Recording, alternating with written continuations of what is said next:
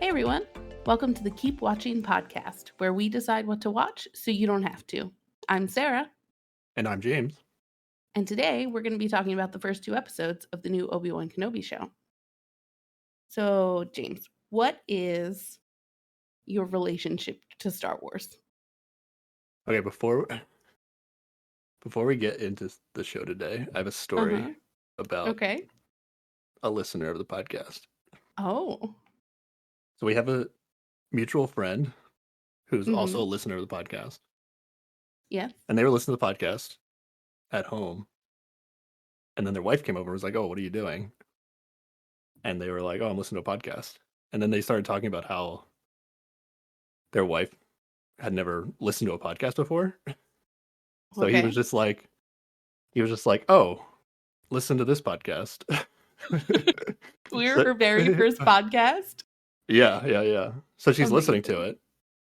And she's like 10 minutes in. And she's our friend too, but we know the husband more. But he comes over and he's like, "Oh, how are you liking it so far?" And she was like, "Oh, I can really relate to this guy. I've also never been to a concert." And then our friend's like, "Wait, you don't realize that that's James and Sarah?" So somehow she listened to us talk for 10 minutes and didn't know that it was us, which is incredible. Hey, I could relate to that because once we were playing Fortnite or something with somebody, one of our friends, who always records what he's playing, so that way if something cool happens, he can post it somewhere or whatever. And then he sent me a clip of something afterwards, and I was like, who is this woman he's playing with? I thought I knew all his friends, and it turns out it was me. So, I forgive her for not recognizing us. Oh, that's incredible. Yeah. I think she like restarted the podcast after she figured out it was us. Took it all at a whole different perspective after that. Yeah, that probably changes some things. That's good. All right, how about you tell me what your relationship was with Star Wars is first? Oh, okay. I think I have always loved Star Wars. Like, it was just part of my childhood growing up. There was never a big surprise, oh no, Vader is his dad moment. That was just always in my head. I don't know when I first figured that out. The prequels came out when I was young enough to not be annoyed at them. And some of my favorite video games growing up were Star Wars games. Like Knights of the Old Republic is like the best game ever. And I enjoyed the new trilogy of movies for what they are. They have their flaws, but that's fine. And I've been really enjoying a lot of the extra TV content that has been made. Yeah, my experience is really similar, actually. We had the New Hope like VHS growing up, and then I definitely saw 5 and 6 when I was episodes 5 and 6 when I was younger, but I definitely didn't see them as much as I saw episode 4. And then I was also young enough when the sequels came out to enjoy them and not see like all the silly stuff that you see once you're an adult. And then I really enjoyed the prequel movies for what they were and just ignored all the the stuff I didn't like or whatever. Yeah. And yeah, I've also watched a lot of the TV content that we're going to get into as we go through Obi-Wan and try to explain all these connections that maybe some people that have only seen the movies might not know about. Oh, and once I ran a D&D game that was set in the Star Wars universe, and you were one of the players, and we didn't finish, but it was a good time. Yeah. After playing that Star Wars D&D, it was like when I watch, especially with these TV shows, it's like they just feel like a D&D session sometimes. Whereas like some of these, especially if like we're gonna get into like the Rebels animated series, and that entire series is basically like there's a party of like different people and they are just like working together on odd jobs. Like a lot of the episodes, there's like an overarching plot, but like a lot of the episodes are just like one-off, like little missions that you would have like in a D&D game. Yeah, definitely.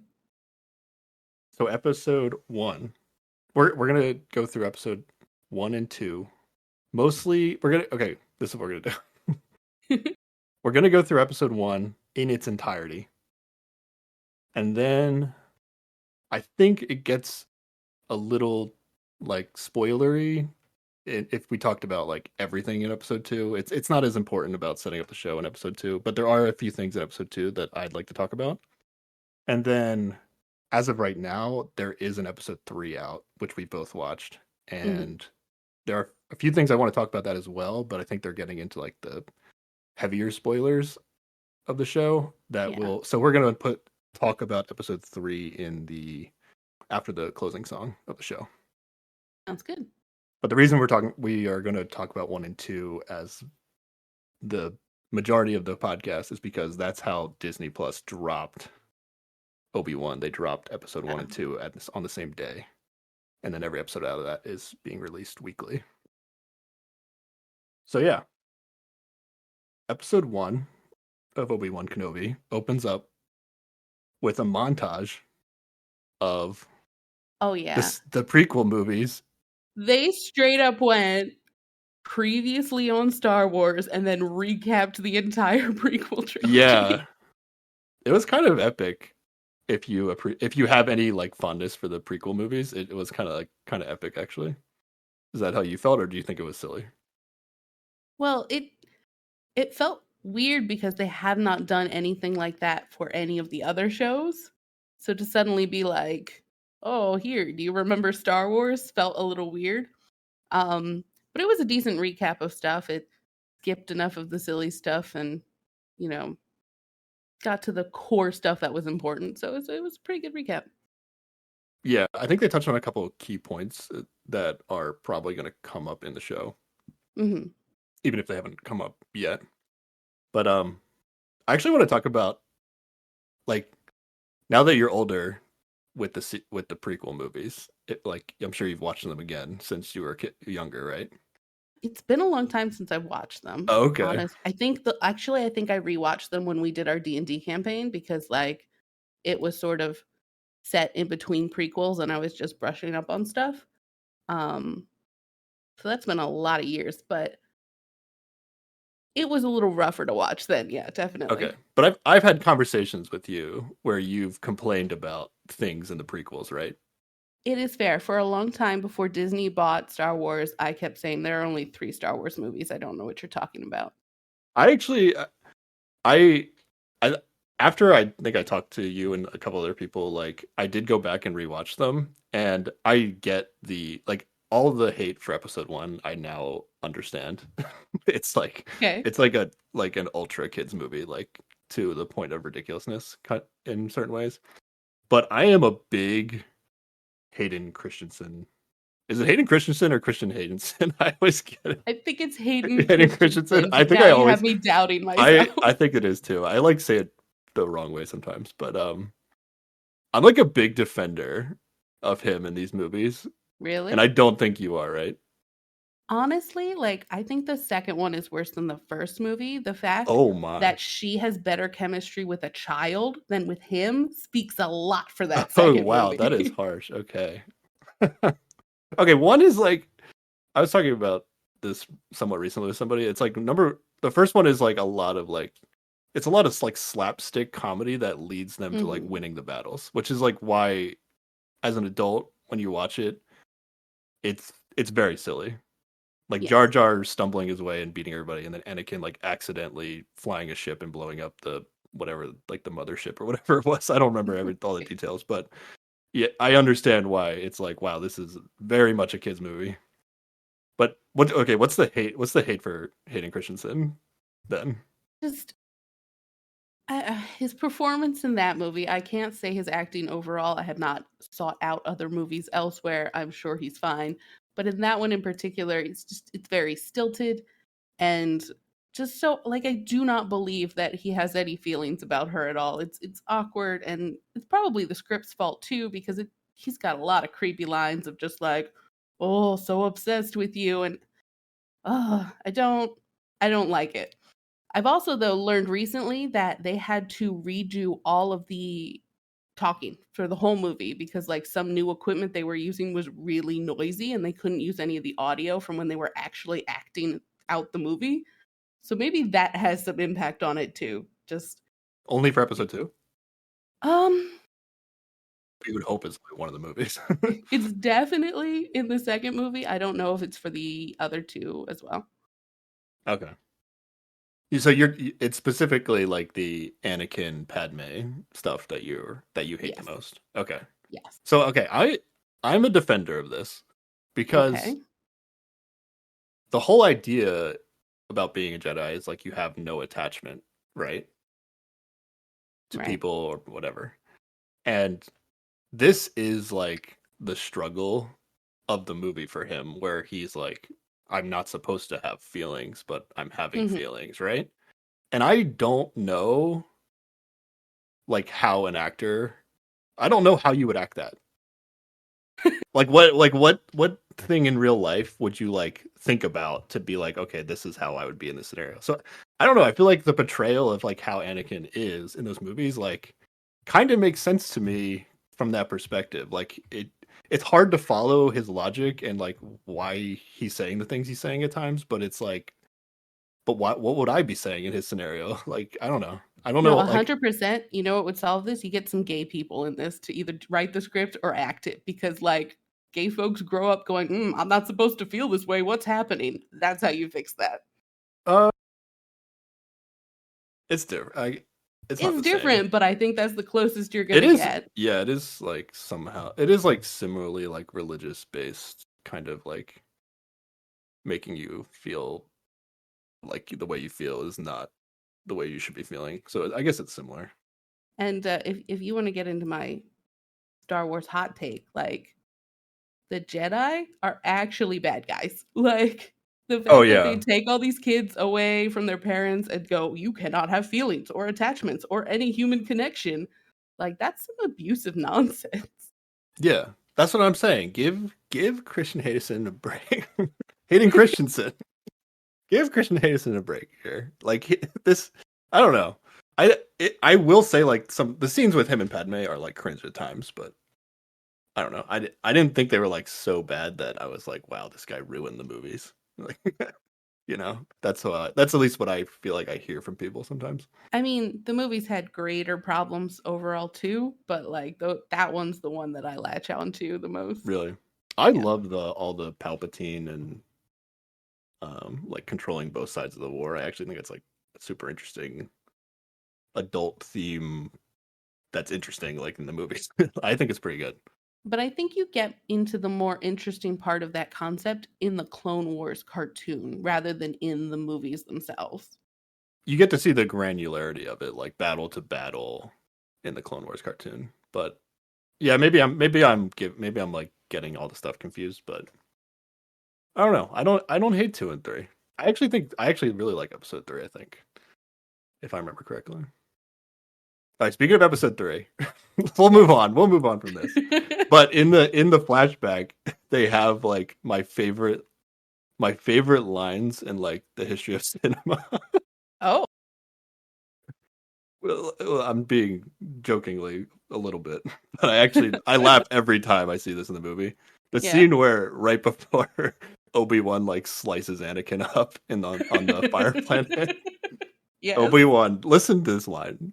Obi-Wan says, "It's over, Anakin. I have the high ground." then Anakin's response is, "You underestimate my power."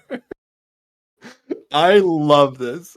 He's on a little like hover thing, right? He could just hover away. Like there's no way in which this is finished Uh, based on Obi-Wan's the positioning. more you think about it, though, the better this line is. It's like it seems like such like a troll line that like some writer put in for like this Mhm. epic conclusion to their battle. But like, if you like look at it from the perspective that like Obi-Wan's like, you know what'll really piss him off? I'll tell him it's over because I have the high ground. And then Anakin just loses his shit and is like, "Are you kidding me?" And then he Absolutely. tries to do like a quadruple black flip over the top of Obi-Wan's head, It's and like it's I'm like gonna it's jump just, so high. and it forces him to do something like ridiculous, and he gets his arms sliced, 3 of his limbs like sliced off. absolutely tilted. It's an incredible mind game that Obi-Wan plays in this moment. I love it. I love that line, and I love that they put it in the recap Oh of the yeah, it's episodes. iconic at this point. Oh, Yeah. I love that line so much. It makes me laugh every time when he says, "You underestimate my power." Oh my Powerful god. jumps. Yeah. And the only other key thing I think is the end of the recap is the setup of Yoda as like given supposedly has given Obi-Wan like instructions on some sort of training so that he can try to talk to Qui-Gon, his former master. All right, you want to get into the Yes. actual episode, not the Yes. recap? Okay. With a note that we do actually, in fact, like Star Wars. I feel like up to this Oh point, it yeah. might sound like we don't. Oh yeah. Well, it sounds like you don't. Okay, that's I've fair. said I've enjoyed everything. Before we get to like the time period that the rest of the series is going to take place on, we get Hmm.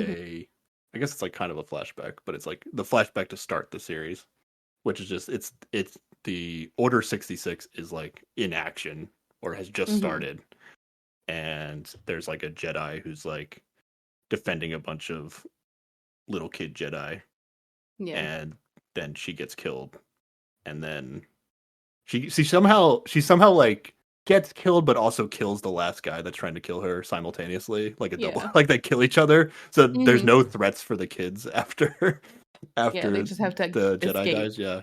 And then the five kids who don't I don't think we're supposed to like think that they're gonna be like showing up later, are we? I don't think so, but now I wish I had like paid attention to what kids they are because essentially like we're going to get into inquisitor territory and they're like force sensitive people who hunt down other force sensitive people. So like the implication might be these kids got caught and became inquisitors, but now I don't remember if they look like any of the inquisitors we saw or not. Okay, yeah, I was wondering that. Okay, when we get to the Inquisitors, I'm gonna need you to do some deeper explaining. Sure. I think I kind of get what they are, but at the same time, I don't feel confident. But yeah, basically these kids are like, "What should we do?" And it was like, "We should run." And then I guess the idea is that like force sensitive people are still on the run even after Order 66 was executed. We're 10 years down the line and like that is still true. Like Jedi Yeah. still are being hunted. Okay. Yeah. So we go quick from that short scene to we jump 10 years in the future, and we're on Tatooine, and there's a ship. There's a ominous ship landing, and these people dressed in Vader. They're like Vader-like outfits without the helmet, right? You would say. Your classic emo Sith robe situation going Yeah, on. but these are the Inquisitors. Yes. Okay, explain to me what Inquisitors are. Okay. So after the whole Order 66 thing went down, right? I think Vader was in charge of like hunting down the rest of all the Jedi. So with the Sith, there's usually like there's this rule where there's only two, like there's a master and there's apprentice. But like there's a whole bunch of other like force sensitive people who are also dicks and would also like to be Sith. So like those folks get recruited to be inquisitors or some, nice force sensitive people get captured and it's like, well, you can either die or you can become an inquisitor and go hunt down other force sensitive people. I think they first show up in the Rebels animated series, which is super good. And yeah, that's pretty much it. There's a Grand Inquisitor who's in charge of um, a bunch of them. We're never really sure how many they are. Um, they have this weird, cool, spinny lightsaber in the cartoon, which I don't think is going to show up here because the helicopter move that they do in that show is a little too unrealistic for our live action stuff. But You don't think we're gonna uh, get that? I don't think so. Oh, okay. I've never Well, been a big fan of the helicopter move. Like the physics don't make any sense. it's just the like the handle apparatus that's attached to the lightsaber. It's nothing like it's not the lightsaber itself that's like breaking the laws of physics. Well, it's the part where they like use it, they jump up and then use it to kind of fly away. I'm fine with it spinning Oh, around and being cool like that's that. just being cool, I think. They're just using force jumps and then they're not helicoptering with I don't know. I lightsabers. rewatched one episode the other day and it was full on just like, oh, Mary Poppins style flying, and it was too much. Oh, okay. Oh, I don't remember that, but okay. But when they are just spinning around during a fight, they're kind of cool. Okay. So there's multiple paths to becoming a Inquisitor. Like it's not just like a force sensitive person who the Jedi's didn't get to. Right? There is a program that like breaks you down and like turns you into one of these terrible people if you're not already inclined Oh, to be there a is? dick. Okay. Like, yeah, I think there is some stuff that says like some of the kids might have gotten captured during the Order 66 stuff, and they went, okay, right into the old training situation. I think in Clone Wars, the Clone Wars cartoon, towards the end, there is a part where like Yoda has to save a bunch of younglings um, who were gonna get hunted down by oh, I forget, one of the Sith people. And the idea was that they were probably gonna get put into this program preemptively to like be raised up to be mini Sith that aren't quite powerful enough to reach the top tier. Okay. I think I get it. I also don't think I fully get it, but The it doesn't important really part matter. is they're there to hunt down force sensitive people because the Empire can't have them running around. Yeah. All I really need to know is these are new bad guys. That's basically we get to learn that Yes. really fast. Even if you never knew who these Inquisitor people were, they're new bad guys. Mm-hmm. So there's three of them. There's Yes. the Grand Inquisitor, who's like Mm-hmm. in the middle when he comes out. And then there's a guy who kind of looks like a hammerhead shark, Yes. but it's like a helmet that looks like a shark. And he is the I think he's fifth fifth brother. brother. Fifth brother. Yeah. They all have, so there's a Grand Inquisitor, and then they all have these like number denomination followed by brother or sister. Yes. And the third one is the third sister, but she actually has a name, Riva. Yes. We have to get a name for her, which I don't is know an why. indicator that she's going to be like a bigger deal later on, Yes. I think. Yeah. Um, I actually at first I thought the fifth brother was Benedict Wong from Doctor Oh, Strange. I thought it was yeah. him, but so I looked it up and it's actually the like Asian guy from the Fast and Furious franchise. Oh, If you remember him, I do you not. okay. I'm a big Fast and Furious fan, so that was actually cool to see him. He's got like the character has like blue like makeup on, so you can't Yeah. really tell who they were. But I was like, I recognize his voice or something. Yeah, Mm-hmm. so I thought that was cool. So they're gonna walk into this like pub when they land in this town on Tatooine, and they basically just like they just start like threatening. We don't get into like exactly what they're doing, but they were basically like threatening the barkeep in it in attempts to basically like draw out whatever Jedi they think is in the area. They heard rumors and they're like, yeah, you probably like, he's probably here because he helped you out and you're giving him a safe space to hang out. Yeah, so they're basically using like the kindness of the Jedi's to like find them. So they're basically like threatening to hurt people in front of them. Yeah, they love this line, Jedi hunt themselves, which is basically like they're going to put people in danger and Jedi are going to out themselves by trying to save them.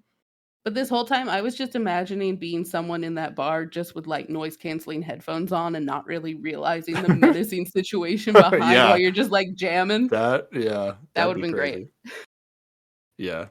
So the Grand Inquisitor and I would say the Fifth Brother are kind of like they're more chill. Like they have like the real like the bad guy vibe on the show, but they're like using their words to get what they want kind of when they interrogate people.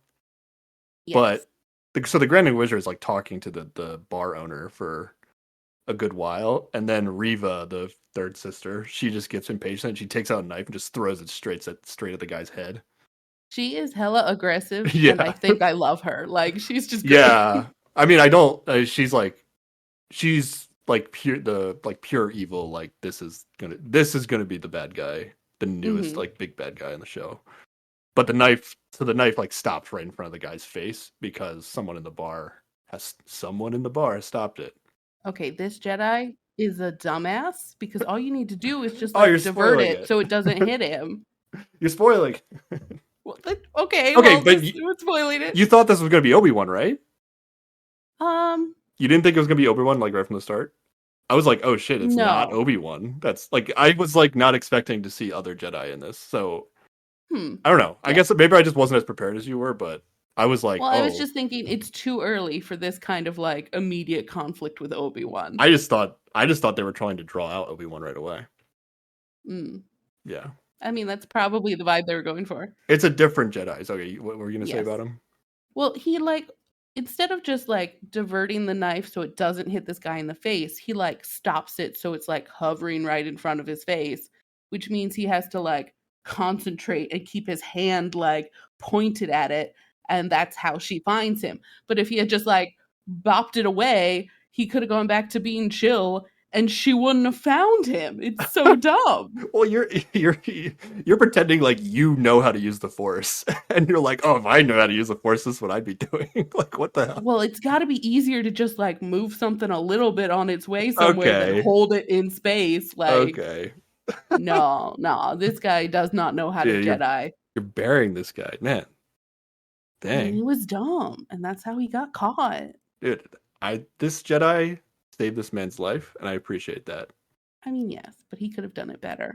Yeah. So they snuff him out because they see him using the Force, basically. And okay, there's a moment here. I don't know if you heard this when they're like talking to him real fast, and they're like the Grand Inquisitor and the Fifth Brother. They want to get like information out of him, Hmm. basically. And he's like, he has this line where he says like, "You'll never find us," like that, Yeah. and then the Riva like takes out her lightsaber and like is about to kill him until the Grand Inquisitor like stops her. But he like doesn't finish his sentence. But I think he's saying Ahsoka.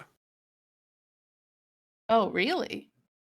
I think this guy's Huh. saying you'll never find Ahsoka. Like I don't think he's saying Obi-Wan. I don't. I just thought he said you'd never find us. Like there are more Jedi somewhere, and you're not Oh, gonna find them. that's possible. It sounded like he was about to say Ahsoka. I feel like that might just be wishful thinking because I too want everything to be about Ahsoka, but I don't know. I thought he said us.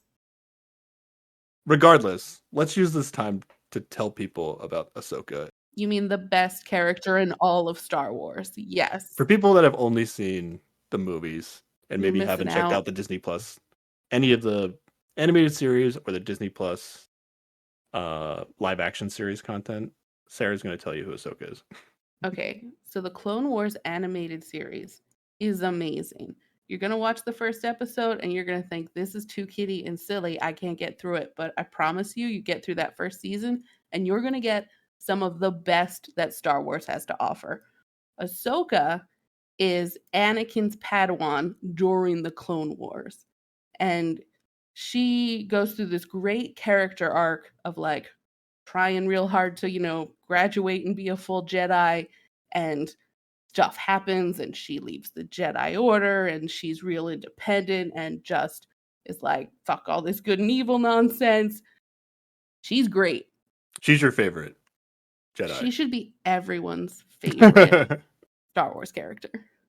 I do really like Rey from the sequel But for movies. like similar sort of reasons. Yeah, exactly. So, and even like Anakin to some degree before he becomes Vader has this coolness to him. More in the Clone Wars series, I would say, than the movies.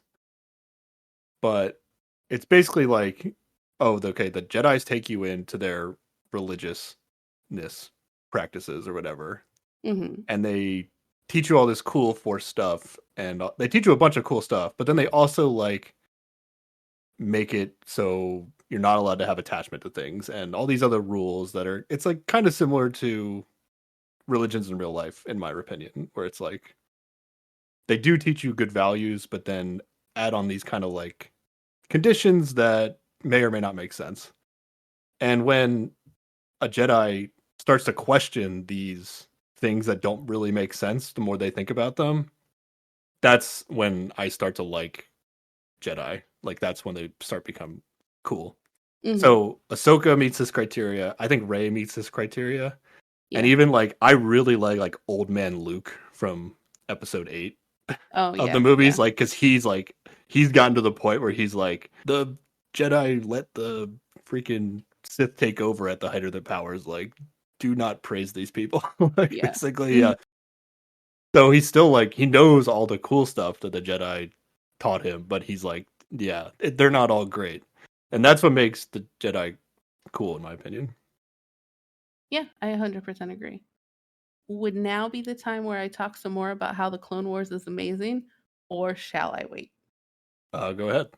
Okay, so the Clone Wars, I would say, um, completely validates the prequels. Like anything you were lacking in the prequels, Clone Wars more than makes up for it.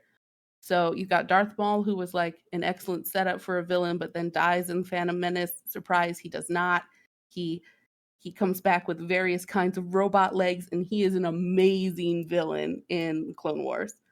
Um, Grievous is actually kind of badass in the Clone Wars, and then you find out like he just got some sort of lung damage right before the third movie, and that's why he sounds like a asthmatic chicken in that Oh, movie. really? It makes so much more sense. Um, there are some great characters that you're gonna see in the shows that just came out, like Bo Katan shows up in The Mandalorian. Cad Bane just came out in the Boba Fett show. Um, Again, Ahsoka is amazing. I'd say the last two episodes of the Clone Wars, I think, are my favorite of all Star Wars. And that, like, takes place right when Order 66 is sent out, but it's from the perspective of Ahsoka, who is um, on a ship with a whole bunch of clone troopers who, over these seasons, you've seen her like bond with, and they care about each other.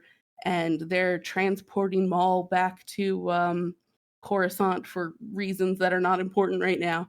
And then that order comes in and they turn on her, and it is devastating. And she has to try to fight out of this ship against people she cares about and doesn't want to kill them. But, like, at a certain point, like, it's her or them, and it is emotional and beautiful, and you're missing out on the best of Star Wars if you've not seen it.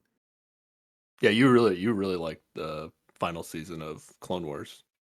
Yeah, yeah, it is amazing, and especially those last two episodes. Like, it's beautiful.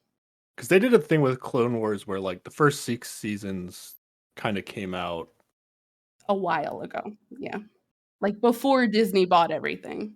Yeah, and then they came back years later and made a seventh season, Yes, which more hyper focused on Ahsoka yes, even more than the first 6 seasons. and it really just brought it up to that point of the part where the actual war ends, and the end of Revenge of the Sith. So everything sort of like is encapsulated properly. Oh, Yeah, it's so good. yeah, Go watch it immediately if you haven't. yeah. Some people may have seen the Solo movie and had not watched Clone Wars. I bet there's a Oh ton of yeah. people who like that. And at the end of the Solo movie, Solo's like love interest, who's like part of some sort of Star Wars mafia, is just like from the perspective of somebody who hasn't seen Clone Wars, is just like randomly now talking to Darth Maul.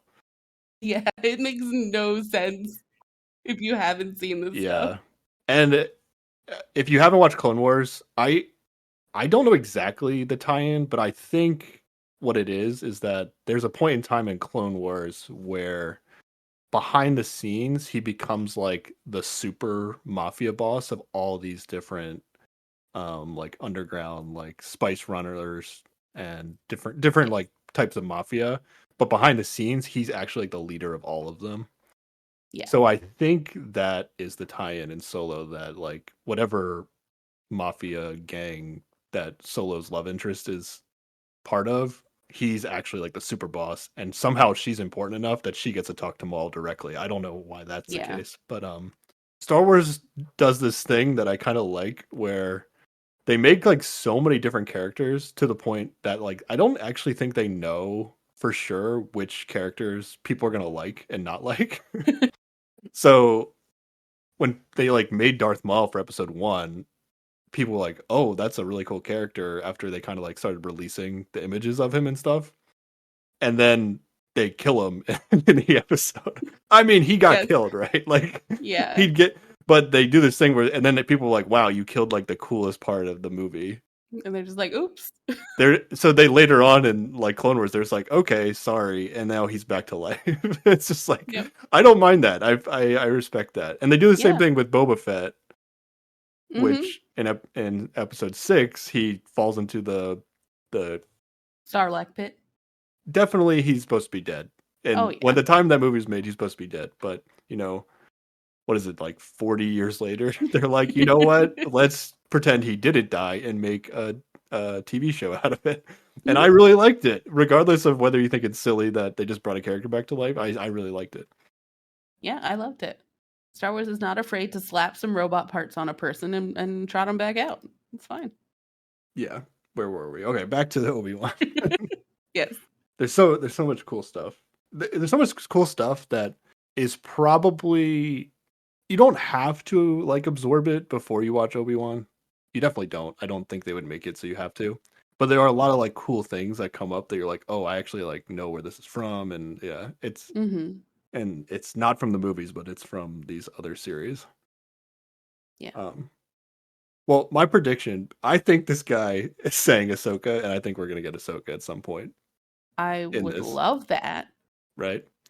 Because we do get Ahsoka in the Mandalorian series Yes, that's that's on an Disney excellent Plus, episode. and the Boba Fett series that's on Disney Plus. Yes, and she's getting her own series. Yeah, they're planning on making an Ahsoka series, and I just think that they know that Ahsoka is not somebody that everybody's going to be familiar with. So they got to shove her in a And bunch of things. yeah, first. they're going to include her in a lot of the stuff leading up to her series coming out. I am totally fine with that. I just think this guy said Ahsoka. I think he was about to say Ahsoka before he got interrupted. Go back and listen to it and tell me he's not about to say Okay, Ahsoka. I will. And that like lines up. She shows up in Rebels again, and she is like a resistance leader. So like if she is part of this like underground railroad of getting Jedi to safety, like that totally tracks with her character and other series. Yeah. That's a little bit of episode 3 stuff. Oops. But we'll get into in the after the closing song, we'll get into that because I have a lot of questions about that. Okay.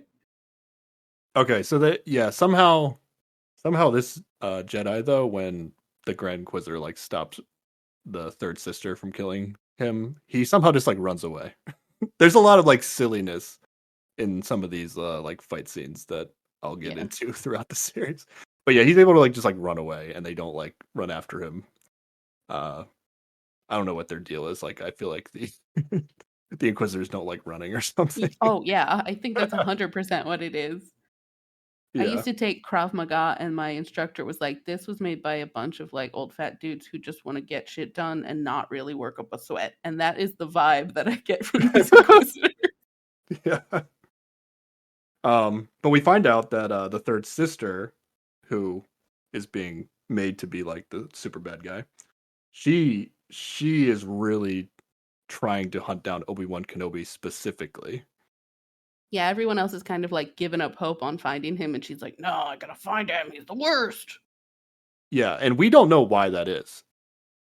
Right?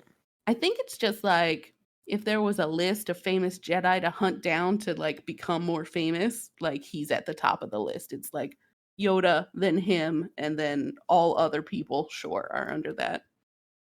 Okay. I think she just really wants to make a name for herself. You think that's all that is? You don't think there's going to be like a backstory? Yeah, I think that's it. Yeah. Okay, we'll see. Oh, but these 3 Inquisitors here, I believe 2 of them are in Rebels. Yeah, the Grand Inquisitor and the Hammerhead Shark guy are in Rebels. I do not think Third Sister is in it. So but that makes sense. Or if she is, she looks different. So they made like another Inquisitor for this series so that they didn't have to like worry about the lack of intensity that they had in like Yeah, Yeah. which is fine because you never really know how many Inquisitors there are. Yeah, they're just kind of like an infinite supply of Yes. evil characters to use, basically. Mm-hmm. But yeah, so the third sister really wants to find Kenobi, and the Grand Inquisitor and the fifth brother are like, stop.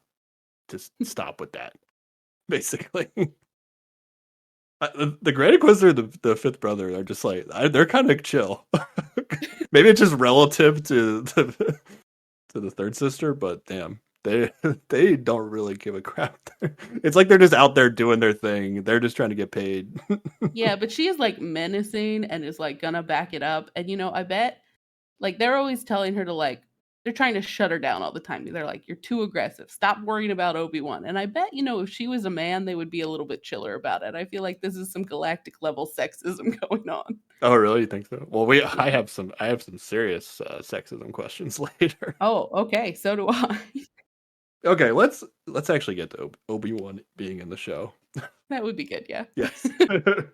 So we go to this we got this like aerial shot of this like massive sand creature that has been killed in the desert. Yeah, like a sand whale or something. It I looks like don't a know. stingray. Yeah, it's weirdly like an aquatic looking beast Yeah. in In the the sand. in the Mandalorian and Rebels, I believe there's like a couple scenes on Tatooine where like there's like these giant worm monsters Hmm. that also like bury in the sand, but this is not that. This is like it looks like it looks like a stingray. But it's gigantic. And basically there's like an operation going on of like essentially it's like factory workers who are like checking in. They're basically just like harvesting the meat off of this giant dead Yes. creature. And Obi-Wan is one of the factory workers. Just trying to blend in. I have a big thing from this, Okay. but do you want to say anything else about this scene before I get my thing? Well, there's like a moment where it seems like every day at the end of his day, he slices off a little bit of the meat and puts it in his Yes. pocket. And I'm like, how are you not getting caught? Like, how are you not fired from this Oh, job you keep stealing meat from? well, I didn't really care why he was not getting caught, but I think I think this is literally the first thing we see Obi-Wan do in his appearance in the show as he's like stealing meat from his job. And it's like just immediate like imagery of just the fact that Obi-Wan is like not really practicing Jedi ways anymore at all. Oh, yeah. He is not the guy you remember. Yes, he is Totally different now. yeah, I wouldn't I'll just say it now. He kind of sucks. Oh, really? Do you think he's cool in this so far? I mean, He I have kind of always sucks. loved the character of Obi-Wan and the actor of Ewan McGregor, so like there is a default fondness in my heart for him. I didn't I was like he's down on his luck, things are different. I don't know that I was like, he sucks. Okay. I mean, this alone is not why I think he sucks, but Ewan McGregor is fine in this. He's doing a good job. But the way Mhm. they wrote Obi-Wan, in my opinion, is for him to be like, wow, this guy sucks now. Like, that's how I feel when I watch this guy. Okay. Um, say, stealing meat. We get a little scene back at his cave from Ooh, there episode is a 4. moment where one of the workers in front of him isn't getting paid his full wages or whatever. And there's like Obi-Wan gives the like foreman or whatever like a look like he's gonna say something, but then he doesn't. Like he distinctively does Yeah, not do this Jedi hunting themselves thing where he stands up for somebody in need. He's just like, nope, in hiding, goodbye. yeah. Right off the bat, this is just like you get Obi-Wan's new vibe, which is that he is not doing cool Jedi things. Um, so yeah, we go back to his cave. So that was kind of cool to see. It was the same. It's supposed to be the same cave from episode 4, right? But maybe that makes sense. It Yeah. looked similar. So that was cool. I did not get everything here, but I know there's some stuff that I'm skipping over here if you want to jump in. Well, just he has a little Jawa friend who comes to like sell him some stuff, and one of those things is like a part that the Jawa stole off of his like moisture collector or whatever.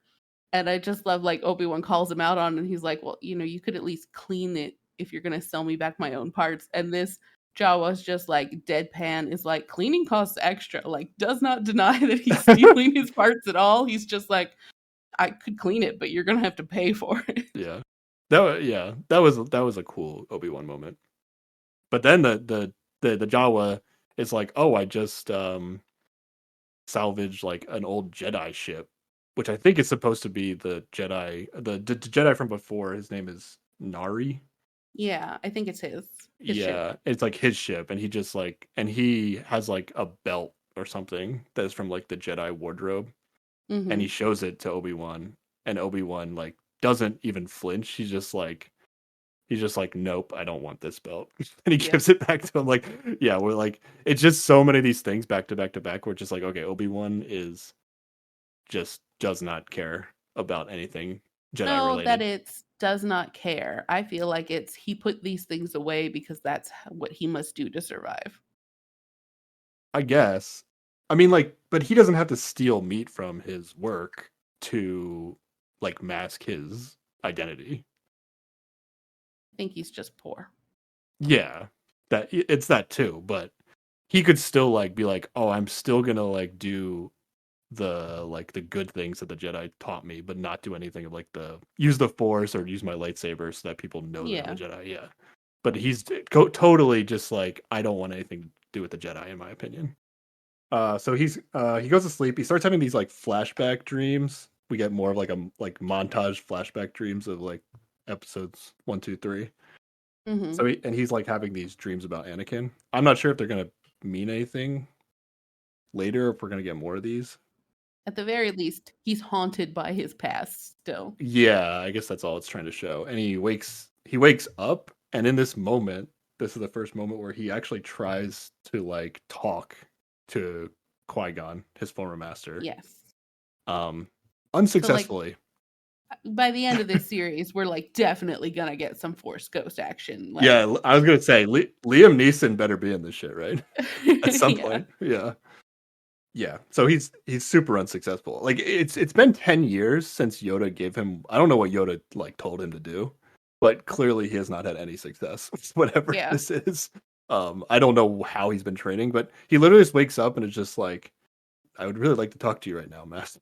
And that's like all he ever says to try to talk. He doesn't like do like meditation pose Yeah. or anything like that. He's just like casually just starts talking into the void and hopes that Yeah. it doesn't seem like Like he's doing maybe he's anything special. around. Yeah, Yeah. I don't know. I don't know what he's supposed to be practicing or what the the science behind this Force Ghost stuff is. So he's gonna get in his on his like camel, and he's actually gonna go to like the cliffs like outside of the Luke's and Uncle Owen and what's the aunt's name? Varu? Varu? Varu. Okay. Solid, something like that. Yeah, Yeah. I think we see her, but she doesn't have any lines. Yeah. And what do you think about this? He's just kind of like he's like spying with like binoculars on on Luke, That basically. that felt right. Yeah. It felt right. Okay. Yeah. Yeah, I didn't have a problem with it. It was a little weird, but we at least get to know that he's like, okay, he's still paying attention. He doesn't care about Jedi stuff, maybe, but he still cares about Luke. Yeah. Like his whole reason for being there remains his reason. Like he's gonna protect this kid. Yeah, and Luke is like, we get a little bit of him like pretending like he's like a pilot, like he's wearing like a helmet, and Mm-hmm. he looks a lot like Anakin looked in like episode 1, I would say. Yeah. Yeah. Mm-hmm. And then when it gets dark out, he like tries to like sneak into their place and like drop off this like toy ship that he got from the Jawa. Yeah. So that, because I guess he just like, I don't know, he's just like he's just like trying to be a good uncle, I guess. I don't know, or whatever. He's not Uh-huh. even an uncle. What is he? He's Like guardian, I this suppose. yeah. Sure. His Yeah, bodyguard. I don't know if he's trying to like inspire him to be like his dad, or I don't know what he's like trying to do here. Yeah, this is weird because I mean, we'll talk about it a little later, but like he says some stuff later where he's like, there's gonna be a day when he has to be trained, which is totally like incongruent with other things he says. Like Yes. and how he acts, like where he's given up all this Jedi stuff, but then he's like real insistent that Luke's gonna have to be trained. Yes, and I have a lot to say about that. Yeah, so he drops off this toy, and then he's heading back home, and then Nari comes out of nowhere, and is like, "Master, Master, I'm so glad I found you." He's just like, I have no idea. You have the wrong person. Nope. Goodbye. Yeah, he's like, "You must be mistaken." But then he eventually caves and kind of like doesn't actually say it, but he admits that he's Obi-Wan, and he's just like, the only advice for Nari is like, take your lightsaber, go out in the middle of the desert, and bury it, and live a normal life. That's his suggestion to Nari. Yeah. He's super fatalistic about like the whole. He's like, the Jedi Order is gone. We lost. Just no, it's done. Yeah. So, how old do you think Nari is? Like, is he supposed to be like one of these kids from the beginning? You I think? think he's about the right age for that. So what those kids were like, I don't know, maybe around 10. I can't tell how old any children are ever, I but think that adds up. so he's like early 20s maybe. Yeah, like basically like what Luke's age is in Episode 4 ish. Mhm. Yeah. And he's like old enough to have remembered some training. Like he has a lightsaber, so he at least got to the point of making one. Yeah. He seems like he's pretty basic. Yes. Maybe that's why he needed so much energy to stop the knife. That's why he's a dummy, you mean? Instead of just moving the knife. You're being way too hard on this guy. He's I mean, it was a fatal mistake. well, he got away.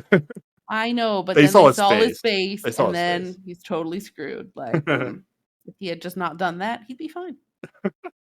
This whole idea that you just think like you know how to, like I know how to use the fucking Force. This guy's an idiot. Like what the hell?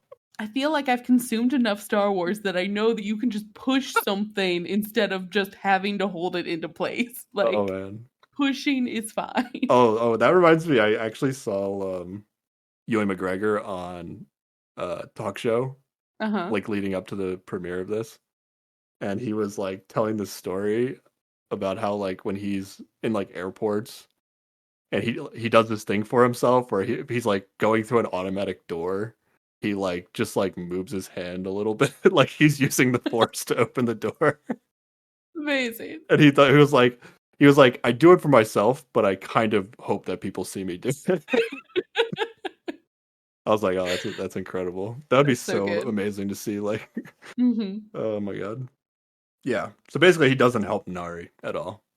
He has no place in his heart, no compassion anymore. This He guy. helps him in his own way. He thinks the best thing for this kid to do is just to not be a Jedi anymore and move on. I suppose, but yeah, it's not going to work out for Nari in the end. So I would say he doesn't help him at all. Well, that might be because this kid didn't take his advice. Yeah, we don't get to see. We later will not see how Nari got captured and killed, but we will get to see that he got captured and killed. But before that, we finally get to some fun in the show, in my Yes. opinion. And we're going to cut to Alderaan. Yes, Alderaan. Leia. Yes. Which honestly, up until this moment, I did not expect. Was she in the Yeah. trailer at all? I had no idea Leia was in this. Yeah. And not only is she in it, but she is like The driving force of could the be the main show. character of the show. Yes. Yeah. And right away, I love this. Like we get all these like shots of like a girl like getting ready for like a fancy event or whatever, and then Leia's mom or stepmom, I forget what her name is, something Organa. Yeah. She like comes in to like gather her, and she like pulls up the veil of the dress or whatever, and it's not Leia, which is a classic Padme move, right? Oh yeah. I love 100%. the parallel of that. It's so good. Because it turns out Leia's like she doesn't like all this like senator political dressing up nonsense. She's out like in the woods looking at spaceships, basically. Running around, climbing trees, guessing what kind of ship is passing by. Yeah. What are your early thoughts on Leia? Like just like seeing Leia as a little kid. Oh, well, yeah. First, I was surprised. I had no idea she's in this. Then I was like, is this kid really 10? She seems like Yes. so teeny. She's And her so lines small. seem so grown up compared to her teeny size. But I got over that pretty quickly. I love her sass. She is like, she's a good actress. She's a good Leia. I like her. Yes, she's so small. She looks like she's like the most mature like 6-year-old you've ever seen. Yes. But she's supposed to be 10. And I looked it up, and the actress is actually like the right age. So like, this is just a teeny, teeny person. Okay. Okay. She also has a little the new fun droid Oh yes, of the Lola. series is Lola, which is kind of like it's kind of like a Walkman that flies Yes, around. it is.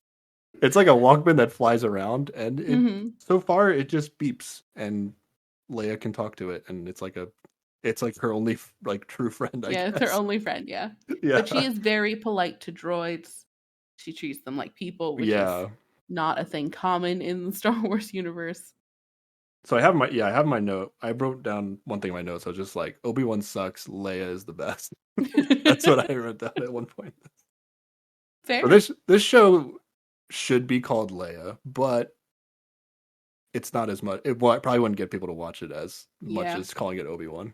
Mm-hmm. Um, yeah. So we just got a quick look at Leia. Did you have anything else like in Um. the early Leia moments? Well, so the whole Star Wars politics thing is weird. Like, okay, so her mom's a queen, her dad's a senator, but they seem to be grooming. She's a princess, but they're grooming her to be a senator. And I'm like, why are they not grooming her to one day be queen? Like, what? I don't understand any of the logistics here. Star Wars politics makes no sense. Yeah. I mean, she's not in the bloodline technically, right? But they don't have an They don't heir. have any like biological kids, so Yeah, I don't know. it's weird. Before anything happens with Leia, we're gonna go back to Obi-Wan, and again, right away, we're just gonna go back to the meat factory, and Obi-Wan's stealing meat again. They're just like they're just hammering it Every away that day. this guy has no shame anymore. Mm-hmm. Yep. But when he goes back to town this time, he gets confronted by Uncle Owen. I loved this part. Yes, when Ewan McGregor was on the talk show, this was like the clip from the show that they showed, and I was Yeah. like, "Damn, I gotta watch this." After I watched this scene, Well, the reason I love this is there was a comic, I think it was called like Old Wounds or something, and it takes place like when Luke is 3. And at this point, Obi-Wan's like hanging out with Luke on the regular. Like they're kind of close. And then Darth Maul with chicken legs shows up and they have a big fight. And at the end of this fight, Owen's like, "You are endangering my family. Get out of here. Like you can't be around here anymore." And it like explains the whole reason why he's a creeper instead of like actually involved in the kid's life that he's supposed to be protecting. But in Rebels, they already did like a final Obi-Wan Maul fight on Tatooine, but it didn't actually involve Luke. And so I knew they weren't going to do that in this show, but they like kept that tension here, which made me happy. okay. The Rebels thing is supposed to be is like considered canon, not what the Yes. comic that you read. The Okay, comic is not canon, gotcha. Okay. but I love it. Um. So yeah, Uncle Owen throws the toy spaceship like at his feet. Basically, I'm guessing that Mhm. Luke never even saw this ship. Like Owen woke up Yeah. early, saw it outside, and just like brought it back to him. And yeah, this is when Obi-Wan's like, he's gonna have to be trained. And it's like, you were just telling this random Jedi kid that, like, nope, forget it. This is not a thing anymore. But he's real insistent that one day Luke's gonna have to be trained. The end of the clip that was on the late night talk show. It was the end of the clip where Obi-Wan is saying he must be trained, and then Owen says, "Like you trained his father." Boom, end Oof. scene. Get wrecked, Obi-Wan. Holy shit. Drop the mic. Yes. Oh my god, he got him. Not pulling any punches. Yeah. People actually, I feel like a few times, I don't know if I wrote down notes, but I feel like there are like a few times where whoever Obi-Wan is talking to just gets that shit thrown in his face. Like remember that time that your Padawan like freaking took over the galaxy? Yeah, that shit's on you, man. Yeah, you You fucked fucked up up. real bad, Obi-Wan. Yeah. That scene is great. Well, but that scene doesn't end there. The Inquisitors, the 3 Inquisitors, roll up into town right where they're like having their confrontation. And the third sister starts getting hella aggressive. She's like, all right, I know you know that there's a Jedi out here. At this point, they haven't caught Nari, right? Correct. Yeah, they haven't caught Nari. So I don't know if they're looking for Nari. She's always looking for Obi-Wan, but I think they're like specifically, they think they're looking for Nari at this point, I think. Correct. But she's like, I know somebody here in this center of town knows that something about a Jedi in these parts, and I'm gonna start slicing hands off if I don't get any answers. She was like, damn, settle down. And then somebody got sassy and was like, this is the Outer Rim. You don't have any authority here. And she's like, oh, yeah, and slashes that lady's hand off. She's messing around. She is not messing around. Holy hell. And then she's like eyeing up the crowd, and she looks at Owen. Owen is in the crowd, and she's like, you know something. And this is a pretty tense scene. Yes. That just kind of, I don't know why it was able to like de-escalate, but she's basically like threatening to like kill Owen and his wife and Luke, basically saying like, I'm gonna kill your family if you don't tell me what you know. And Owen's trying to be like real cool about it. He's like, I hate the Jedi, they're the fucking worst. Like, which I think, like, I believe he means those words. Yeah, I mean, he doesn't hate him as much as the third sister does, but yeah. But then she's like literally about to kill Owen. And Obi-Wan's not doing shit. He's just standing off to the side. Yeah, that's actually another big thing. Like, Obi-Wan is watching this, and he's not stepping in to save Owen's life. And like, the third sister is going to kill Owen. And then for some reason, I think it's the Grand Inquisitor just like, no, stop, don't kill him. And then she just doesn't kill him. She just doesn't kill him. I don't know why that stopped her. And I don't know why the Grand Inquisitor cares that much about like saving these like random people. I don't know. I think it's just sexism. He's shutting this strong, independent woman down because he's like, no, this is too aggressive. Get back in your lane. I didn't read it that way. It's just that it seems like the Grand Inquisitor and the fifth brother like have some sort of morals that the third sister does not. So there's like a big contrast between the third sister and the other two. I think honestly, it's part of the whole Sith always be trying to climb up the ladder, and usually that involves killing somebody. And so like he sees that she's real, like she's trying to get noticed by getting Obi-Wan, right? Like she's trying to work her way up the ladder, and he's gonna die if she does that. So I think he's just trying to tamp her down wherever he can so she doesn't kill him one day or something, you know? But like, I don't know, like isn't at the end of the day, like this operation that is going on right now on Tatooine for the Inquisitors, like this is the Grand Inquisitor's, like he's the general here, right? So like, regardless of how they get any Jedi that they find on Tatooine, like wouldn't he get credit for it? But also, I don't think he really wants to do too much work. Like, he's okay if they don't find his Jedi. He's not doing the work. He's letting the third sister kill Owen. Like, I don't know. I don't understand the morality of these characters fully. I don't know. Maybe there's like paperwork that he'd have to fill out for every civilian she kills, and he's just like, I can't. I don't think today. That's the case. It's too hot. I'm done. I don't think the Inquisitors operate with like. You don't think there's a whole lot of bureaucracy in the Empire? No. They probably have a list of former Jedis they're hunting, and that's it. Yeah, probably. Yeah. But yeah, so Owen doesn't die. He should have. I'm just gonna be honest. As the situation was presented on the show, he should be dead, but he's not. Yeah. Then they set up this rivalry, which you kind of set up before. Basically, there's like a rivalry between the fifth brother and the third sister, and they're both like kind of trying to become the Grand Inquisitor. Mm-hmm. So there's like some interpolitics between the Inquisitors going on here. Yeah. But they have very different methods. Yes. We don't really get into what the fifth brother plan is to become the Grand Inquisitor. I think it's just like follow the rules and do what the Grand Inquisitor likes. I guess you just like eventually you'll get your dues. Yeah. Okay, then we're going back to Leia. What do you got? I have Leia's cousin is an absolute dipshit. she's got family that's coming to visit. They're doing like some sort of state dinner. I think her uncle is also a senator. And she gets stuck at the kids' table with her cousin, who's just like, she gets served some food from a droid or whatever, and she thanks the droid, and he's like, "Why would you do that?" And she's like, "Cause I have manners. What are you talking about?" And he's like, "We don't have to thank lesser people. Droids are Lower gross." life forms. Yes. And she's like, "Well, then I guess I don't have to be polite to you." Like, she is Dang. all about burning. Got him. Dang. Leia and Uncle Owen absolutely slamming people in this episode. Yes. But then she goes like real in depth, like, "Oh, you're just sad and trying to please your dad and you're never going to amount to anything." And it's like real hardcore. And I think they're like, she does stuff like this a couple times and they're like trying to show like that's kind of her using the force. Like she's really in tune with other people because she's got force stuff going on. Oh, okay. I didn't read it as that, yeah. I just interpret it as like her superpower is reading people.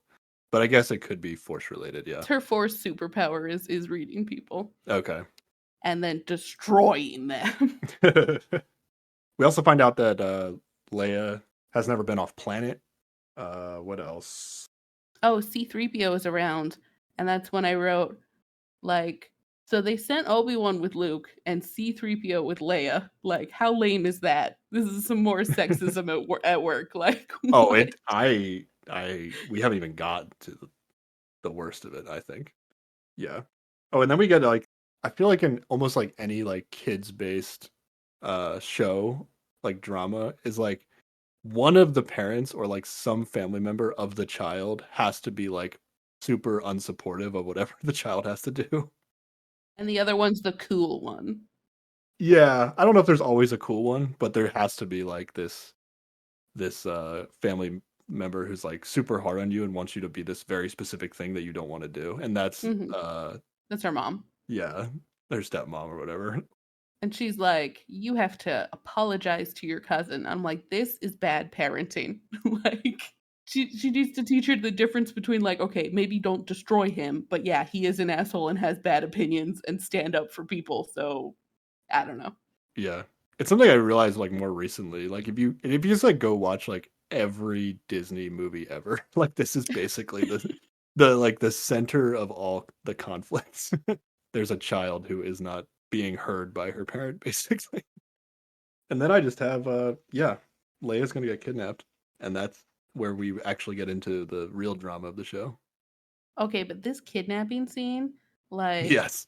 I have she's that. running away. Like, there's the main bad guy and he's got two minions and he's gonna do a slow walk to, show that he's in power. But the other two are like chasing her proper, and she's like getting under things and going under a tree trunk or whatever, and they're like, "Oh no, she went under the tree trunk. I couldn't possibly jump over it. I'll have to go a different way." And it's like, guys, this is not believable at all. Yeah. Just like pick up this small child. Yes, it was a very silly like chase scene with this very small child running very slowly with like full-grown adults trying to catch her.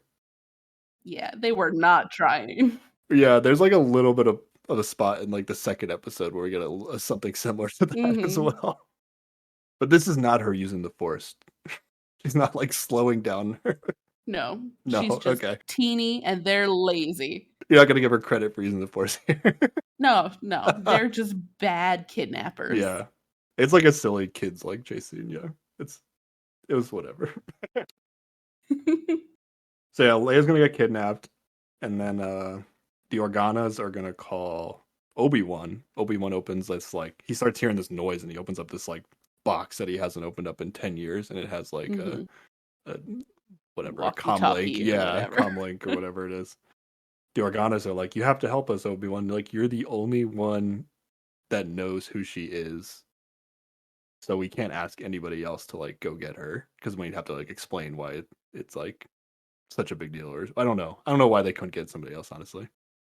Yeah, it doesn't make any sense. Because, like, as the child of a queen and a senator, like, that warrants them trying to get somebody to get her back, like and it being Yeah. taken seriously. I don't know what more gravitas they need. Yeah. It didn't really make sense.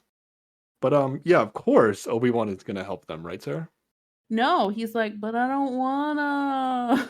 Yeah. I don't do that Dude, anymore. this guy sucks. Like this you can think Ewan McGregor is cool.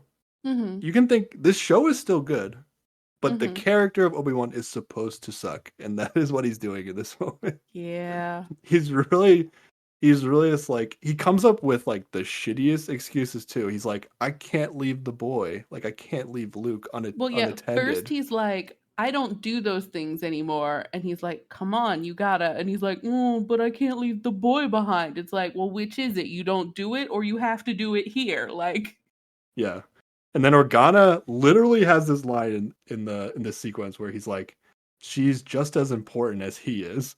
yes. And Obi-Wan has this face for like a second where like he doesn't say it, but I feel like you can read him and be like, no, she No, isn't. she isn't. No, she isn't. You're being ridiculous. Like Yeah. it is like Obi-Wan, he does not like he care like with the scene with Owen, like he cares so much to find out if like the Luke is showing that he's force sensitive. And he does not care at all if Leia is force sensitive. It's so Yeah. stupid.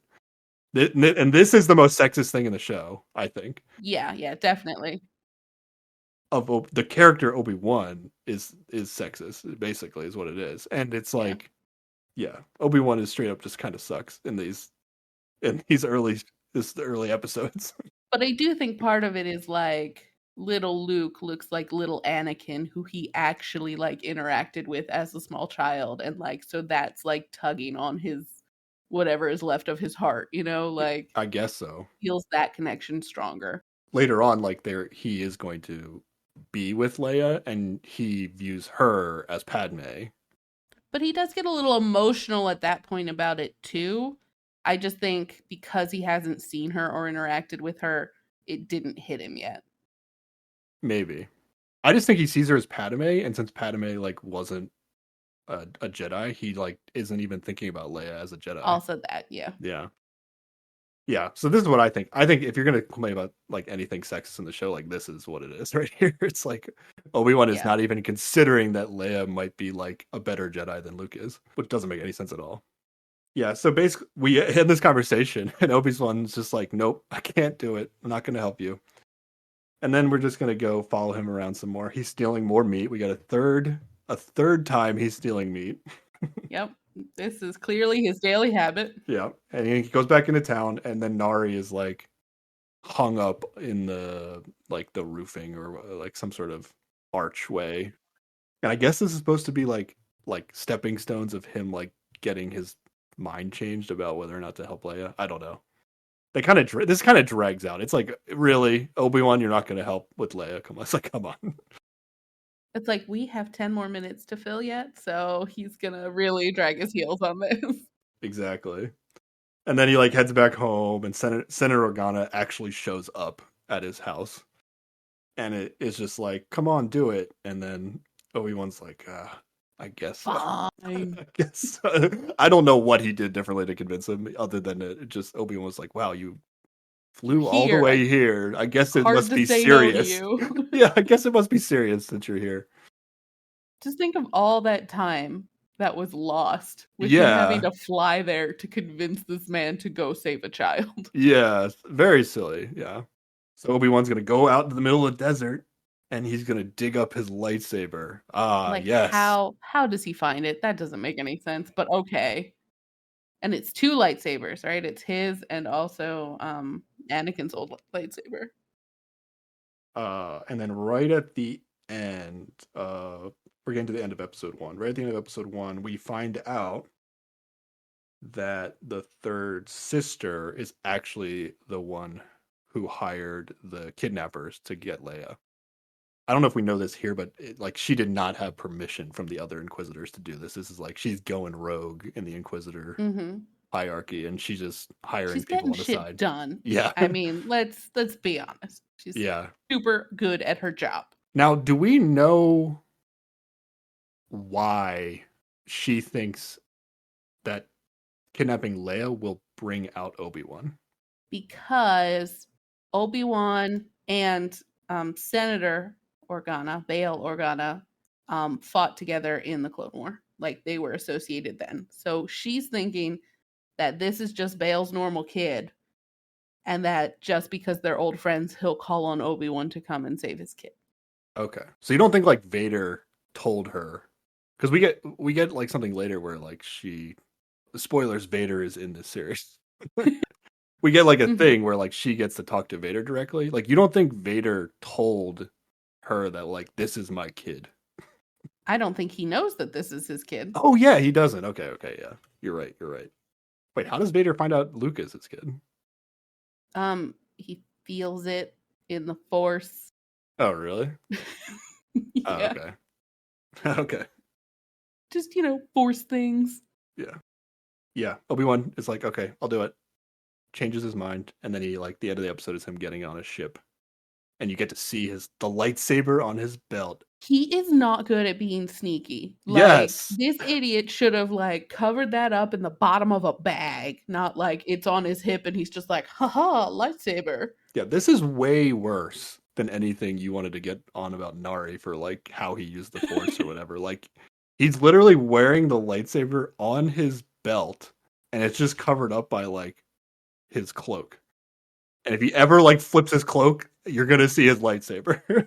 I half think he wants to get caught just because he's tired and doesn't want to go save Leia. He's just like, well, whatever. I'm done. I think this is actually kind of like just how the Jedis always operate with the lightsabers on their hips. Even when I feel like there are times in Clone Wars where they also don't want people knowing they're Jedis, and they do the same thing. Yeah. It's just like the trope of the show, the Star Wars. I think universe. It was really just for like that final shot. They wanted to show the lightsaber. It was just an aesthetic like film thing. I guess. I mean, we got the reveal out of the box. I felt like that was good enough, but I guess we had to see it. It's different when he's wearing it and like has accepted it, and I don't know. Yeah, I suppose. But okay, that's the end of episode 1. I forgot to share my favorite Star Wars fact earlier, and it's a good one, and I'll just interject it here. The Emperor's first name is Sheev.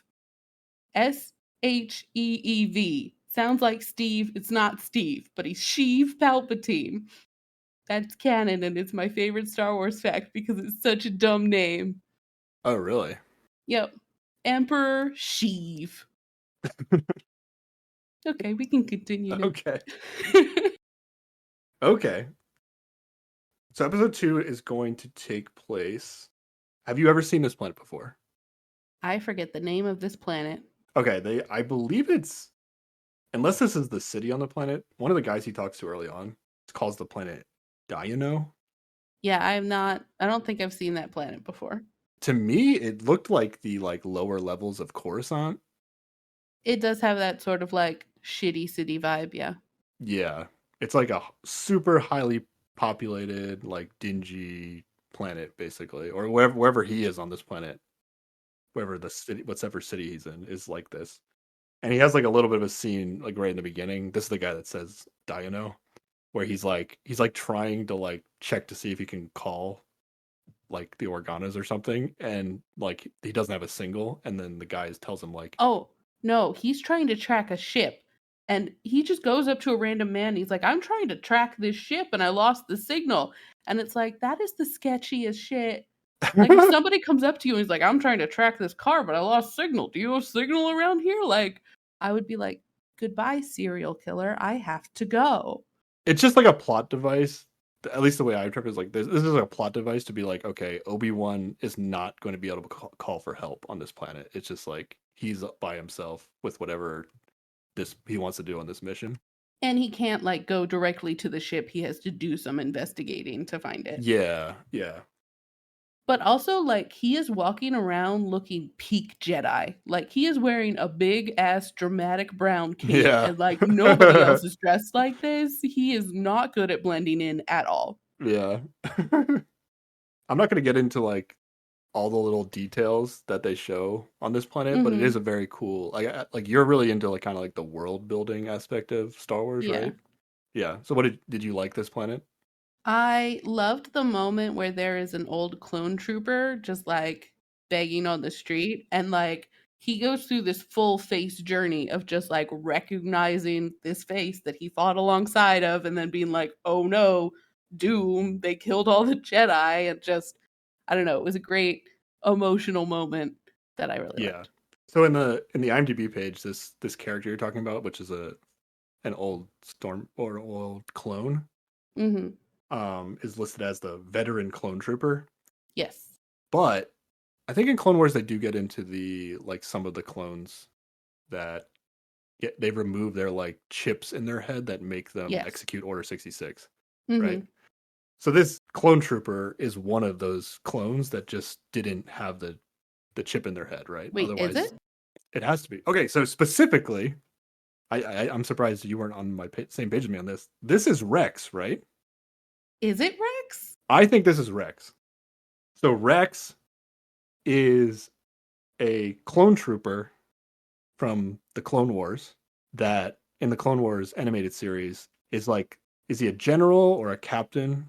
Yeah, he's like one of the higher ranking ones. He's Yeah, the one that's around the most. he most closely works with Anakin, I believe. And then he's in those last two episodes with Ahsoka. Yeah, he works a lot with Ahsoka. Just go back and look at his armor that he's Hmm. wearing. I think this is Rex. Well, that's depressing. Rex is one of the clones that gets his chip removed, right? That is something. Yes. Okay, yeah, okay. I think this is Rex. Well, wait, we see Rex again in Rebels, I thought, We do. which is after this. Yeah. Hmm. So there's a solid maybe. I don't know why this guy's wearing his armor, other than just to be like, hey, doesn't this look like Rex's armor? Like, why would he be wearing his Clone Yeah. Wars Trooper armor 10 years later? Well, I think like other troopers who didn't get their chip removed did just kind of unceremoniously get fired from the army at a certain point and are just around the universe. Like, I don't, it's not like they cleaned up after them either. So, like, in theory, there should be a bunch of clone troopers around somewhere. Hmm. And then Rex is also in the animated series Bad Batch, correct? I believe he shows up I in think that. so, yes.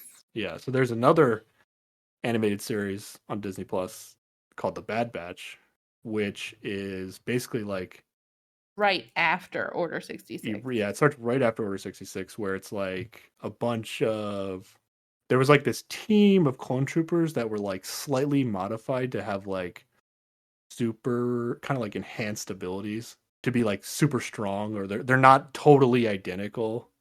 Mm-hmm. So they're considered like a bad batch of clones because they're not exactly the same as everyone else. Yeah, But they're like specialized in certain areas.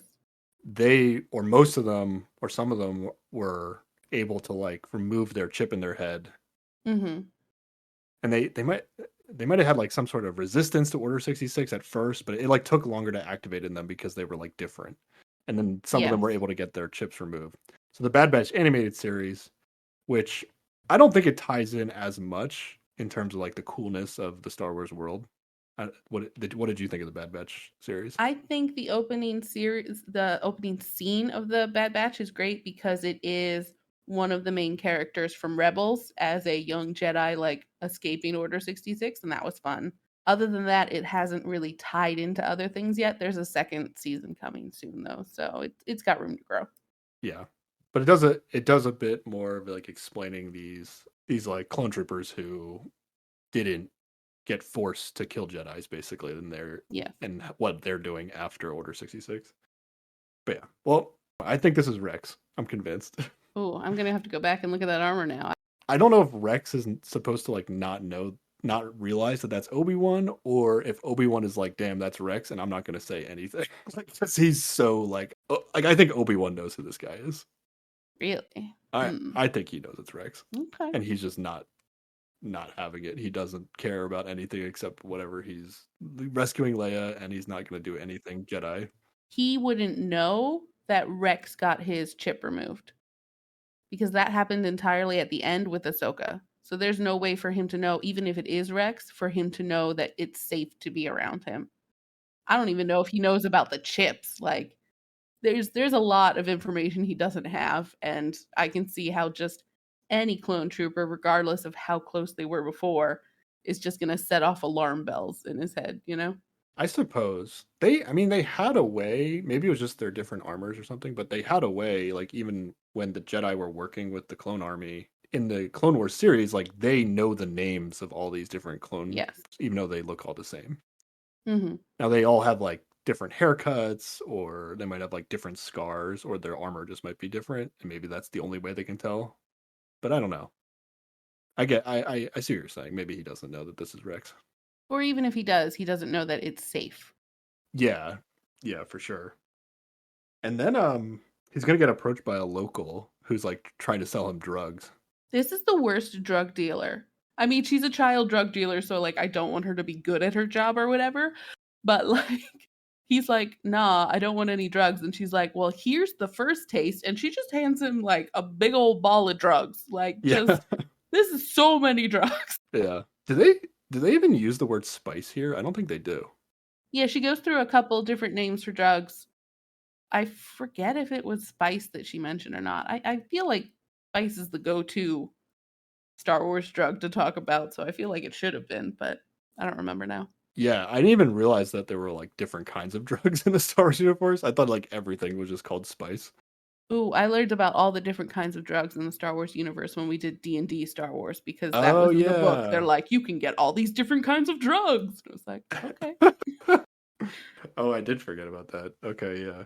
And then basically some kid is gonna overhear that like Obi-Wan saying like I'm looking for my daughter. I'm looking for my daughter, basically needs help or whatever. And this kid's like, "Oh, I this kid comes up and he's like, "Oh, I know who you can get help from. I know a Jedi." And this was fun for me. This whole scene. Oh, yeah, yeah. It turns out that there's this guy who's like helping people but also conning them at the same time by pretending to be a Jedi. And the actor is Kumail Nanjiani yeah, from, he was in one of those Marvel movies, the Eternals, right? Eternals. Yeah. And he's on Silicon Valley. Yeah, I know him from Silicon Valley. That's the first thing I've ever seen him in. Oh yeah, he's amazing in this, and I He's want funny in every everything. episode to have his character in here. He's in more episodes. Oh, is he? He's listed as being in 4 episodes on IMDb out of the 6, and I think we've only seen Okay. him in 1 so far. Right, yeah, and he's like, spoiler alert, not in the third one, so Yeah. he must just be in the rest from there, which is great because this character is amazing. Yeah. He's very dramatic, like, I am entering your mind to control it as a Jedi. Yeah, he's He's like like on comms with a partner of his, and so the other guy's pretending to like have his brain controlled, and it's so yeah, over the top. he's using like force influence, like mind influence over a walkie-talkie, which is we've never seen that before, right?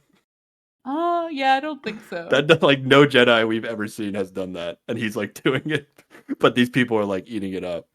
And he's also using like magnets to like move stuff around, and he's using like Mm-hmm. remotes to like close the doors so that people think he's like using the force just like a Yeah. little bit to like prove that he's a Jedi, and like that's it.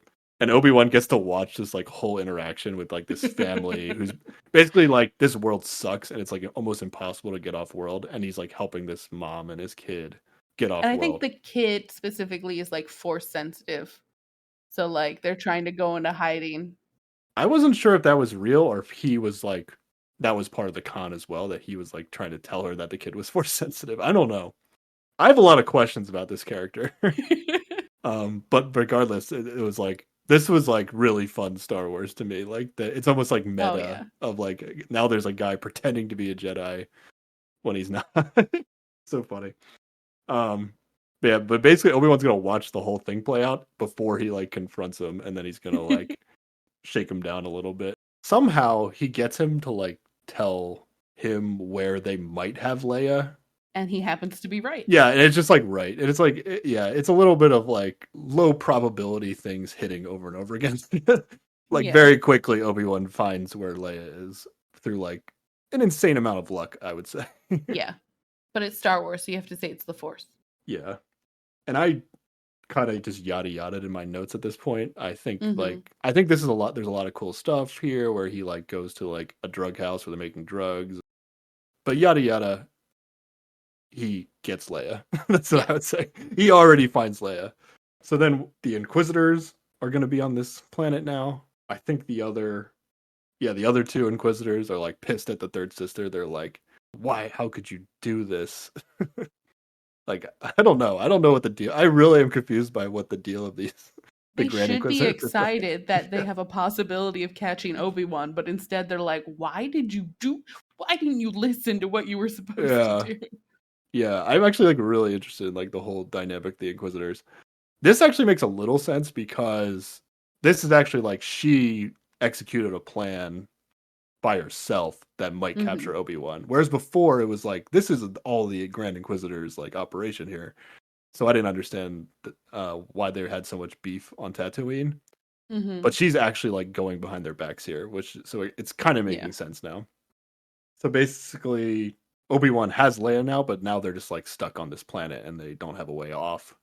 And the third sister is gonna like basically go into the bounty hunters system and like list Obi-Wan as like this super high target so that all the bounty hunters in the area are gonna like be hunting down Obi-Wan in the city now.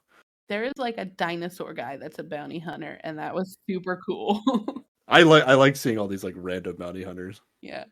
Oh, there's a part where they're like trying to escape and blend in, and he stops off to like buy her a little cloak.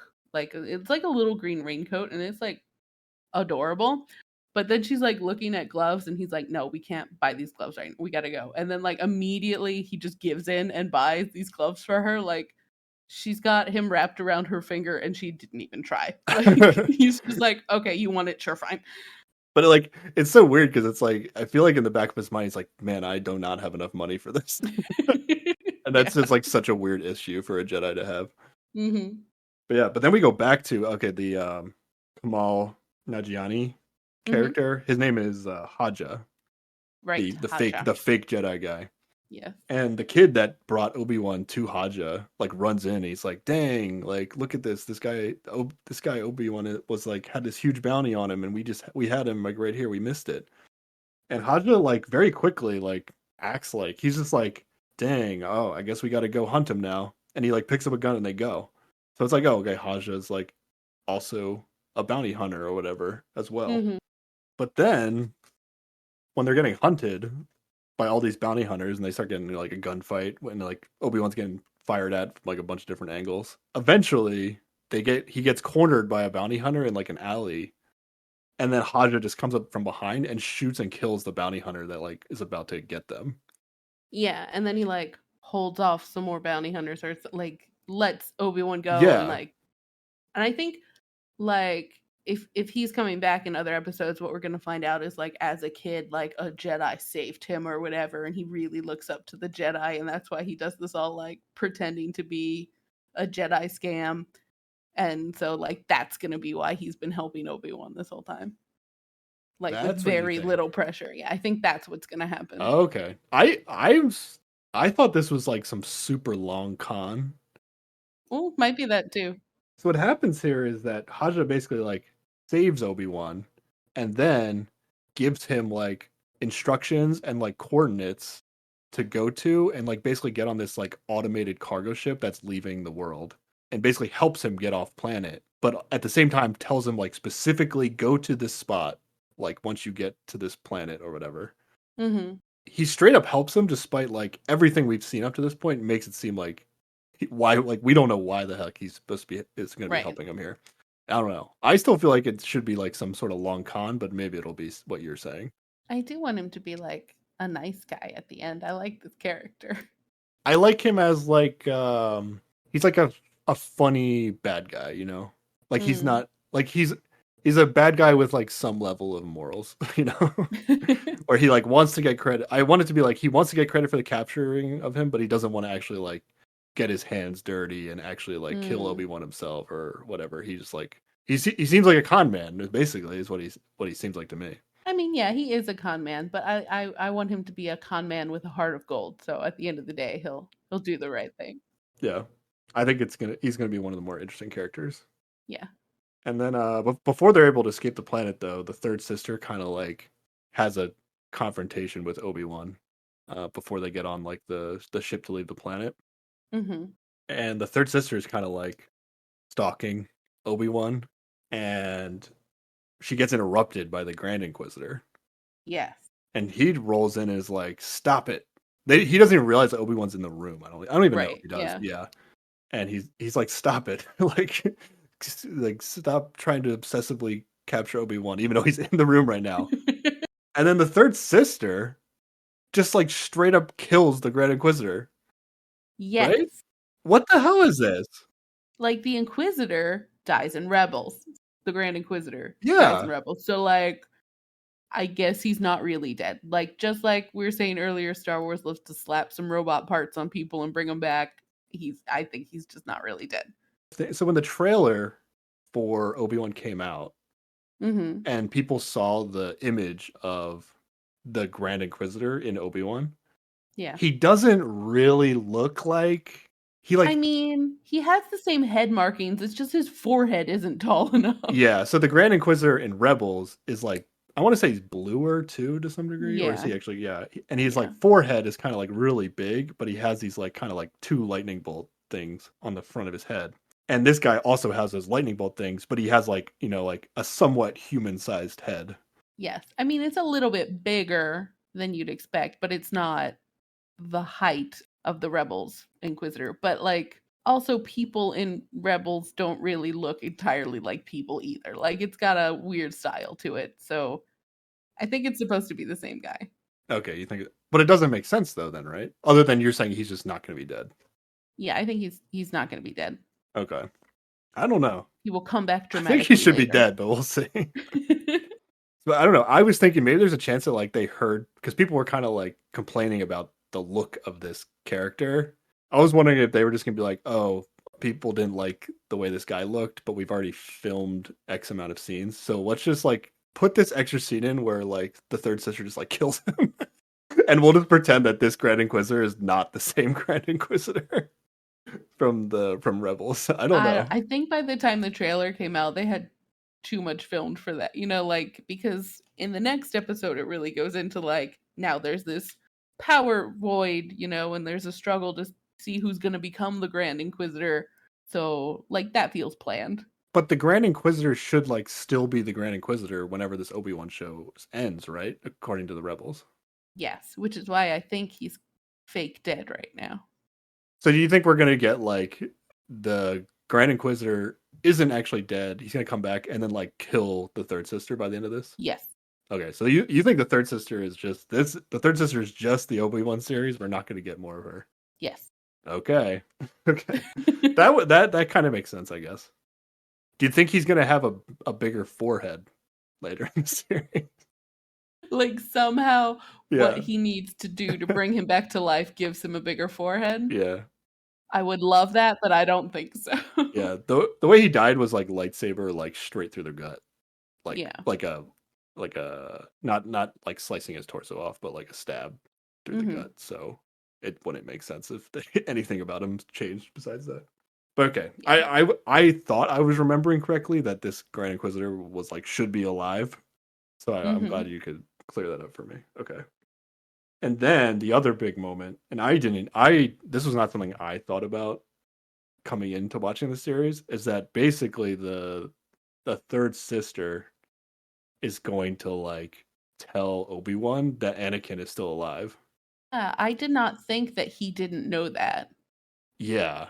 He is shook by this information. Yes. This is like the awakening of Obi-Wan to some degree. It sparks a little bit of a change in his demeanor after this, where he finds out Anakin is alive. And I thought this was really cool. And this made sense to me as like, okay, this is why they released episode 1 and 2 together. This is kind of like the big moment, I guess, that he finds this out. The kind of ending that'll bring you back for the next episode. And then weirdly, like once they do get on the ship and they do get away, he like starts to like feel Anakin's presence in the universe because now that he's been told that he exists. I don't know. And he kind of gets like trolled by Leia throughout their kind of like talks where she's like, "Are you really a Jedi? I don't know if you're really a Jedi." Kind of thing. And it's like Hmm. I think we're supposed to also be thinking like, wait, can Obi-Wan even use the Force anymore? And then there is a moment where he has to use the Force to like save Leia. Hmm. But it's like it's a little bit of a struggle for him, right? Yeah. Like it didn't seem And easy for him to use the Force. yes. And like up to this point, like she's been expressing a lot of doubts about him. She's like, maybe you were sent to kidnap me. I don't know that I trust you. And I feel like that moment when he catches her with the force, she's like, oh, okay. Maybe I Yeah. will trust you more now. But this is a little bit of like it seems even though he's supposed to be doing this thing to like talk to Qui-Gon, like it seems like he has just literally like not practiced anything Jedi related for 10 years Yeah. and is almost by choice just like tried to lose all his powers. I don't know. Yeah, I agree. That's the vibe. He sucks basically. Is what I'm trying to say. But after he finds out Anakin is alive, he's like hearing voices in his head and like of Anakin's voice and stuff. I don't know. Reliving his trauma. Yeah, but he's like able to confirm to himself that the third sister is telling the truth Mm. because now he can feel Anakin. I don't know. It's a little weird. He like decides to reach out with the force and feel around the universe, I I guess. guess. I don't know. And then we get to see a quick cut at the end of the episode. We get to see Vader. He's like sensing Anakin, and we get Vader's face without the helmet. I think this is Hayden Christensen. Like you can't tell it's him at all. Oh yeah, it's a heavy amount of makeup. You might actually never know that Hayden Christensen was in this because Right. yeah, which is cool that they got him to play Vader. Hmm. Another thing that happened on the talk show with Ewan McGregor was he was like, oh, he said the first day he was on set, everybody was like really excited that he was there, and Uh-huh. then he started like reading lines for whatever they were doing on the first day, and he like could not do the Obi-Wan voice at all. Like I don't know why he didn't practice it before he showed up or what. Mm. Everybody went from so excited to like so disappointed like really fast because he like Oh forgot no. because he has like his voice is like Scottish or something, right? Yes. That's his like normal voice. So he's doing a voice for Obi-Wan and he had like go back and like relearn how to do it. I thought that was funny. And then he also said like the first scene that they were talking about how cool it was to like be with Hayden Christensen Hmm. and they were doing their first scene together and he was like getting ready and then he like turned around and Hayden Christensen was like in the full Vader gear when he turned around and he like Yeah. like actually like jumped in fear like because he was like dang Vader is really scary and he's really scary in real life. Mm, I yeah. thought that was funny. But yeah, that's all I have for episode 2. Do you have anything else? No, I think that covers the first two episodes for me. Okay, so we're gonna stop here for Obi-Wan before the closing song. Hmm. Is there anything else you want to talk about in the Star Wars TV show content in general before we close out the episode? I want to reiterate that Ahsoka is the best in Star Wars. Go watch Clone Wars. She's amazing. And then I want to talk about a really weird thing that exists in Star Wars. All the shows we're talking about are available on Disney Plus. Yes. So if you have Disney Plus, all this content is so binge worthy. Yes. Clone Wars is like 7 seasons. Rebels is Like a few 4. seasons. Yeah. There's a show called The Resistance or Resistance, which is it's some timeline in the sequel movies. A little bit of one Yeah. off. You actually haven't watched that yet, right? I haven't watched it, but I think like there's 2 seasons of it, or maybe there's a second planned season, but the first season is before the new trilogy, and then the second season is like in between the last 2 movies of that trilogy. Oh, really? Maybe there's more of it that I haven't watched. And then there's the Bad Batch. We're really recommending the Clone Wars animated Clone series Wars. and the Yes. Rebels animated series, though, right? Those are Yes. I think those are the big two. Because I think there's a character in Rebels named Ezra who Mhm. is a force sensitive kid who gets to be trained by one of the Jedis who got away after Order 66. Yes. And we get to follow his kind of like training. I guess he doesn't get to really become a Jedi, but he gets trained by a Jedi essentially. I believe Ezra is also going to be in the Ahsoka series. Am I wrong about this? No, you are correct, because in her episode in The Mandalorian, she is searching specifically for information about Thrawn, who took Ezra at the end of Rebels. So, in theory, her series is going to be about searching for and hopefully finding both of them. Yeah. And if anybody who saw the Mandalorian episode with Ahsoka, she's like in a confrontation with some other bad guy we've never seen before. And she's like, I'm looking for Admiral Thrawn. And Yes. Admiral Thrawn is kind of like the super bad guy, like final boss in the Rebel series, right? Yes. Yeah. Okay. I haven't watched Rebels in a while, but that's how I remembered it. So I'm glad you confirmed. All right. What did you want to say? Okay. For me, there is one like biggest mystery in all of Star Wars, and that is it takes place in the epilogue of the final episode of Rebels. And so Kanan, the Jedi who's training Ezra, is like a human dude. And the pilot is Hera, who's a green Twi'lek, and they're like a couple. And in this montage, you find out that she has had a baby. And this is the first time in all of Star Wars that there's ever any sort of mention of like interspecies children. And this kid is just a green looking human, and I don't know why, and it bothers me. And they just like, it's just a throwaway thing. They're like, oh yeah, they had a kid and look at this green human child. And I'm just like, oh wait, no one said this was possible. What? Is he always just going to be a green human? Is he going to grow some head tails later? What is happening? Yeah, you mentioned this with me before, I remember. I didn't think anything of it when I watched Rebels, but it is kind of weird. It haunts me. I don't know the implications. Yeah. I need someone to follow through and explain all of this to me. That's pretty much it. That's my biggest mystery of Star Wars.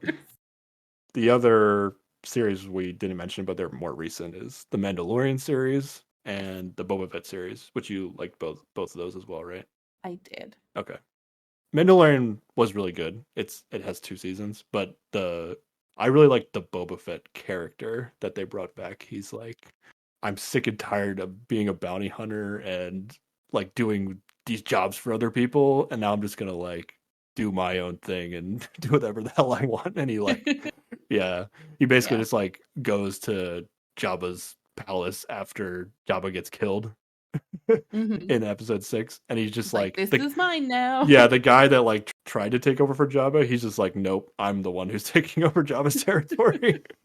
He's like a good guy essentially, right? Like, yeah, they get really deep into like his backstory and what he went through between surviving the pit and taking over Jabba's hut. So I don't know. I actually thought Obi-Wan or Boba Fett was one of the cooler characters from these live action series that they've been doing.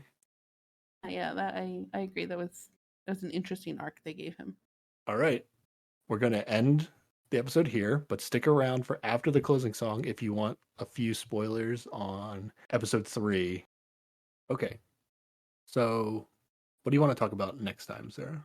We had mentioned talking about the quest last time, and I think that's a pretty good idea. So the quest is a Disney Plus show that is, I would say it's a kids reality show engulfed in a scripted, super generic fantasy world setting. How do you describe it, Sarah? Yes, I think that's as close as you can get to a description. I've not seen any show like this before. Yeah, it's a super unique show. So it's basically like, so there's like a generic plot where like a king has been killed and they need an heir, but there's like this evil witch who's like taking over all the towns in the kingdom or whatever nonsense it is. And who else to save the kingdom but a bunch of children from Earth, surely. For whatever magical reasons, a bunch of kids from like modern time have been like teleported to whatever this like realm is. And they have to do these like Amazing Race Survivor kind of like challenges to defeat these like creatures to get these stones, which wins them medallions, which we have no idea what the point of any of this is, but it's interesting. One of them will become the one true hero, but they all have to still work together and conflict will happen in theory. So That's what we'll talk about next time. I think it's gonna be a lot of fun. Other than you and me, I've never talked to anybody who's watched the show. Yeah. They dropped all the episodes at once. It wasn't like a big drawn out to do. I think it's flown under the radar a bit. All right, that'll be fun. We'll talk about that. All right. Thanks for listening, everybody. Bye. Bye.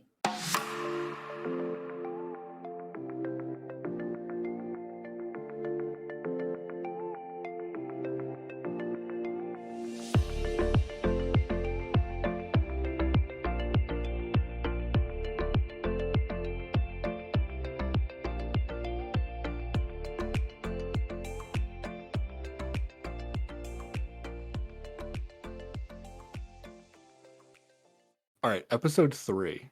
They end up on. Do you remember the name of this planet? I don't. I It do was a not. planet full of fields. Yeah, it's basically like a planet they're just like farming resources off of. The Empire's farming resources off of. I think like it used to be proper farms, and now like the Empire's just mining a bunch of stuff, and it's depressing. Yeah. It's a cool like change in setting, but it's not as interesting as the Gaiano planet that we were just Mhm.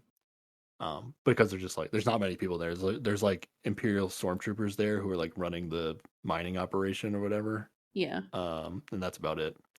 Yeah, it doesn't seem like there are any sort of civilians on this planet, so like the amount of time they spend pretending that they belong there seems like they should have Yeah. gotten caught immediately. Yeah. Yeah. So they're basically able to like sneak off of the ship that brought the automated ship that like brought them there. And then Mhm. I didn't even really pick up on this in it when I first watched this, but he has like a device that's like supposed to tell him the exact coordinates where to go once they get to this planet. Yeah, somebody's supposed to be there for them or meet them there.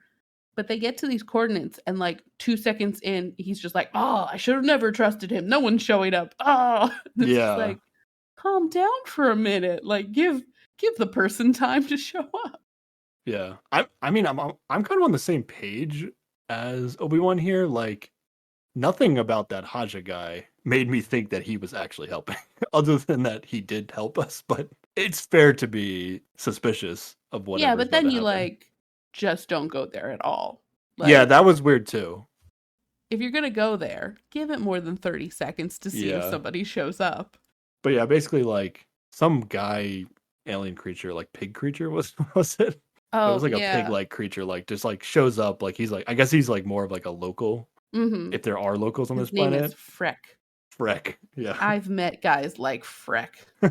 And he just like picks him up and they have to like lie about who they are. They come up with the stories. Oh, Leia comes up with stories. She's Leia like, does. "No, Leia's way cooler. she's like, I'm sick of walking. We're going to get on this man's truck and he's going to take us somewhere useful. Goodbye. You're following me or you're staying on this planet. I don't care." Yeah. Eventually they get away. There's some shenanigans with stormtroopers. Yeah, like stormtroopers get on the truck they're on and then they almost catch on to their lies and then they leave and then they Yeah. find more stormtroopers. Yeah, there's some shenanigans with stormtroopers, but like eventually they're basically like gonna get captured essentially by stormtroopers, but then like one of the Imperial leaders that like brought the extra wave of stormtroopers to catch them like betrays the stormtroopers and like shoots them in Mhm. the back. She disguised herself.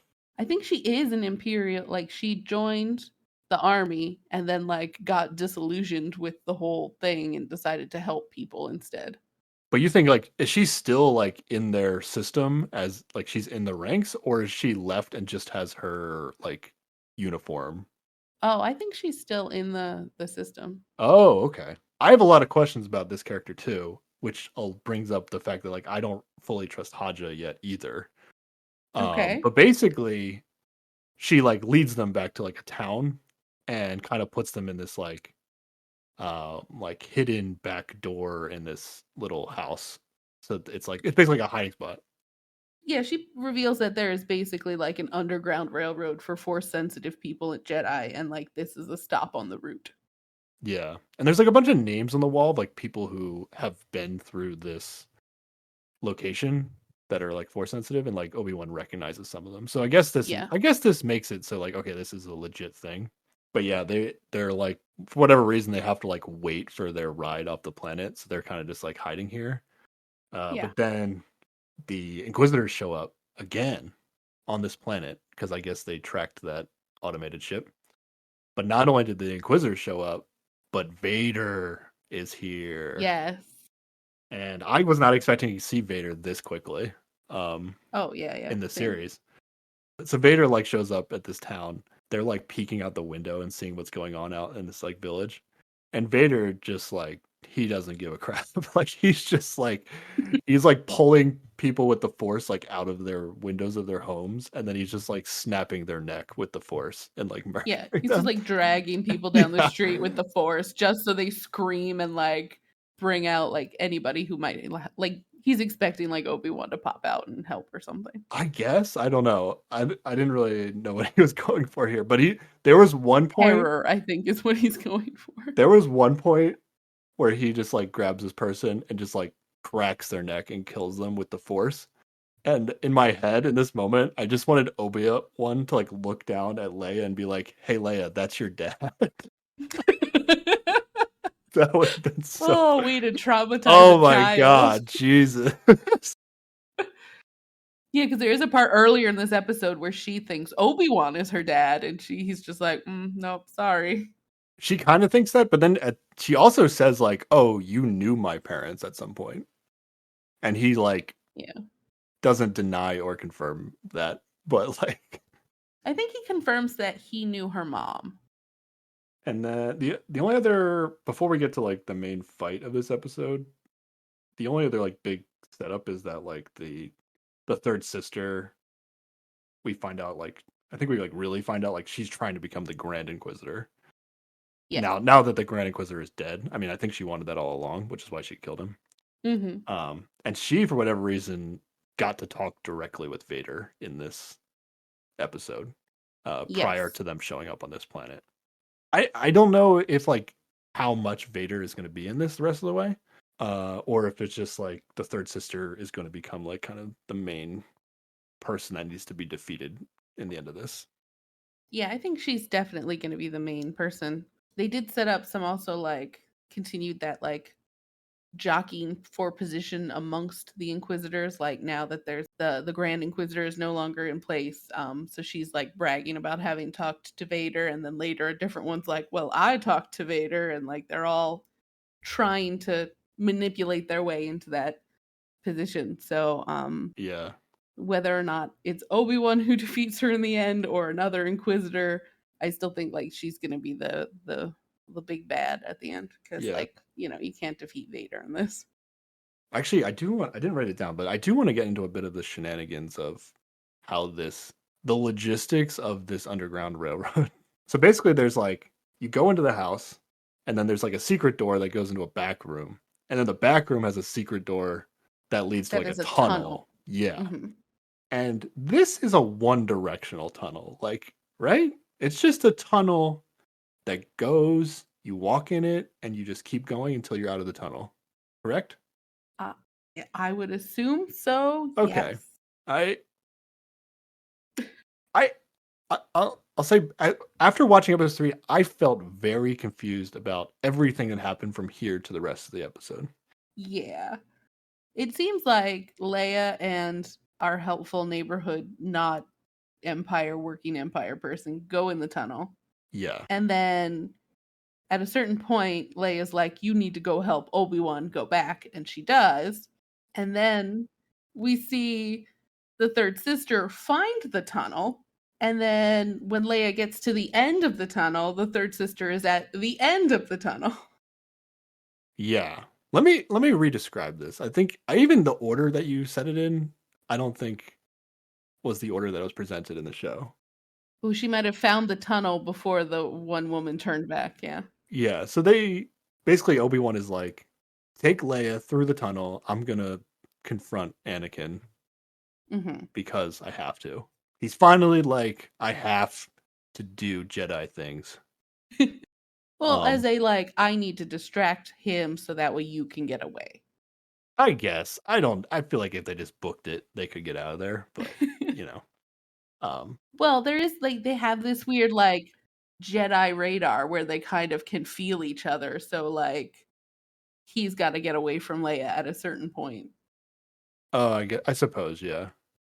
But he decides to do like the Jedi thing in this moment and actually like step up. So they run down the tunnel, and he like, I don't even know how he got out of the building, but eventually the third sister like comes to this house and finds the trap door. And I believe this happens before Leia tells the Imperial woman to turn around. Yeah, I So think that's right. the third sister is in the house, has found the tunnel, right? And then Leia's like, yo, you should turn around and help Obi-Wan. There is no way that if the third sister took this tunnel, that she did not confront this Imperial woman. I think what the show is doing is that it's saying she went, oh, there's a tunnel. I'll go find the other end of the tunnel and I meet them guess, there. yeah. Which is bizarre. Yeah. I don't know why she wouldn't follow the tunnel. Because then, yeah, like you were saying, later when Leia exits the tunnel, the third sister is already at the end of the tunnel and has killed the like pilot that was going to take them off the planet or whatever. So it was very confusing to watch. I don't know why she wouldn't have just ran down the tunnel and just caught up to. Yeah. I don't know. It feels like they made some like weird editing decisions at the last second. I don't know. And then, if that wasn't weird enough, Obi-Wan and Vader are gonna fight each other. I mean, Obi-Wan's gonna be there. Like, and Vader wants to fight. Yeah, like I guess we don't know exactly what Vader wants to get out of this fight. Oh, Vader is so salty during this. Yeah. Which is understandable. He's pissed. Like, you would be pissed too. Like, he chopped 3 of your limbs off and left you to die on fire. Like, 100%. It doesn't get any worse than that. Yes. It doesn't get any worse than that. I understand. So he starts a fire and uses the Force to drag Obi-Wan into the fire. I get it. It's the logical response. Yeah, I'm fine with that. That may all make sense. But we literally saw this guy just like crack people's necks with the Force. Like, he is Thanos, right? Vader is like Thanos. He should be like unkillable, unbeatable. Can't stop this guy no matter what. Can't run away from this guy. Shouldn't be able to run away with this guy. Mm-hmm. And then the way that this like fight ends is just like they like make a big wall of fire like come up in between Vader and Obi-Wan after Obi-Wan is like lying on the ground in pain from being burned previously. And then the Imperial woman actually comes back and is able to help by sending this like droid out to just like slowly walk over and pick Obi-Wan up and walk away while Vader is just standing on the other side of the fire and watching it all happen and doing nothing. What is this? Force pulled him back into the fire 100%. Yeah, this isn't real life. What am I watching? What is Vader if he can't just steamroll these guys? Like, I don't know. Well, maybe that's the problem. He didn't want it to be. He didn't want to steamroll it. Like, Obi-Wan was not giving him the fight he really wanted. Like, he wanted him to fight back, and really, Obi-Wan just showed up like the scared old man, being like, "No, please don't find me." I guess he needed him to get away and like level up before they could have a proper fight. Is my only guess. Yeah. I hope they explained this to some degree like you just explained it, because as I watched it, I was like, what is this? What is this? What are we watching here? So I don't know. I had very weird, like, it was like the first Star Wars content I've watched in a while out of these like TV shows that I was just like this isn't good, right? Like, this just isn't good writing, or I don't know what they did here. The whole thing was just all over the place. I don't know. Yeah, because it's not even like he was getting shot at and had to like duck away. He just literally stood there and watched this slow droid pick up Obi-Wan and walk away with him. Yeah. I just left it kind of like having the feeling that like they just didn't put as much effort into this Obi-Wan series as they did with Mandalorian and Boba Fett. Like, I don't think they're going to explain this. They're just going to be like, yeah, this is what it is. This is what we just we had shots. The timeline didn't really work out, but we didn't want to go back and film anything, so we just put them in this order, and you just have to deal with it, I think is what it was. I can't believe we got an Obi-Wan Vader standoff this early. Yeah. Like, there's no way to explain why Obi-Wan would ever not get killed by Vader in a confrontation. Yep. So, but even what they came up with to get away was silly. Like, I don't know what you're supposed to do, but I don't know. It was very, it would have very needed silly. to be like a lot of firepower distracting Vader while Obi-Wan got away. You know, like Yeah, it would have to be something big and dramatic that he'd have to deal with instead of putting Obi-Wan back in the fire. yeah. I mean, and this is like a thing with Vader, I guess. Like in episode 4, where he like kills Obi-Wan finally, and then he like turns to walk towards the Millennial Falcon when they're like trying to escape. It's like they just like shoot the door and it closes on Vader, and like he's like supposedly like powerless to open the door. You know, It's just it's like, like, oh well. yeah, darn it, they shut the door. So I don't, yeah. I guess it's just like this is kind of like a Star Wars trope where it's just like put any obstacle in between the most powerful being in the universe, and he won't do any energy to get past it. Everyone's just fundamentally very lazy and can't be bothered to Yeah, overcome the slightest I inconvenience. guess so. I don't know. It's silly. It's silly, but Definitely. I'm not here for these fight scenes. I'm not honestly. I'm just like not here for necessarily Obi-Wan at this point. All about Leia. It's Leia, it's third sister, Mm. and whatever this Haja guy and this underground railroad thing is. Like I feel like this Yeah. might be something cool. I am here for Obi-Wan and Vader to have a really emotional moment.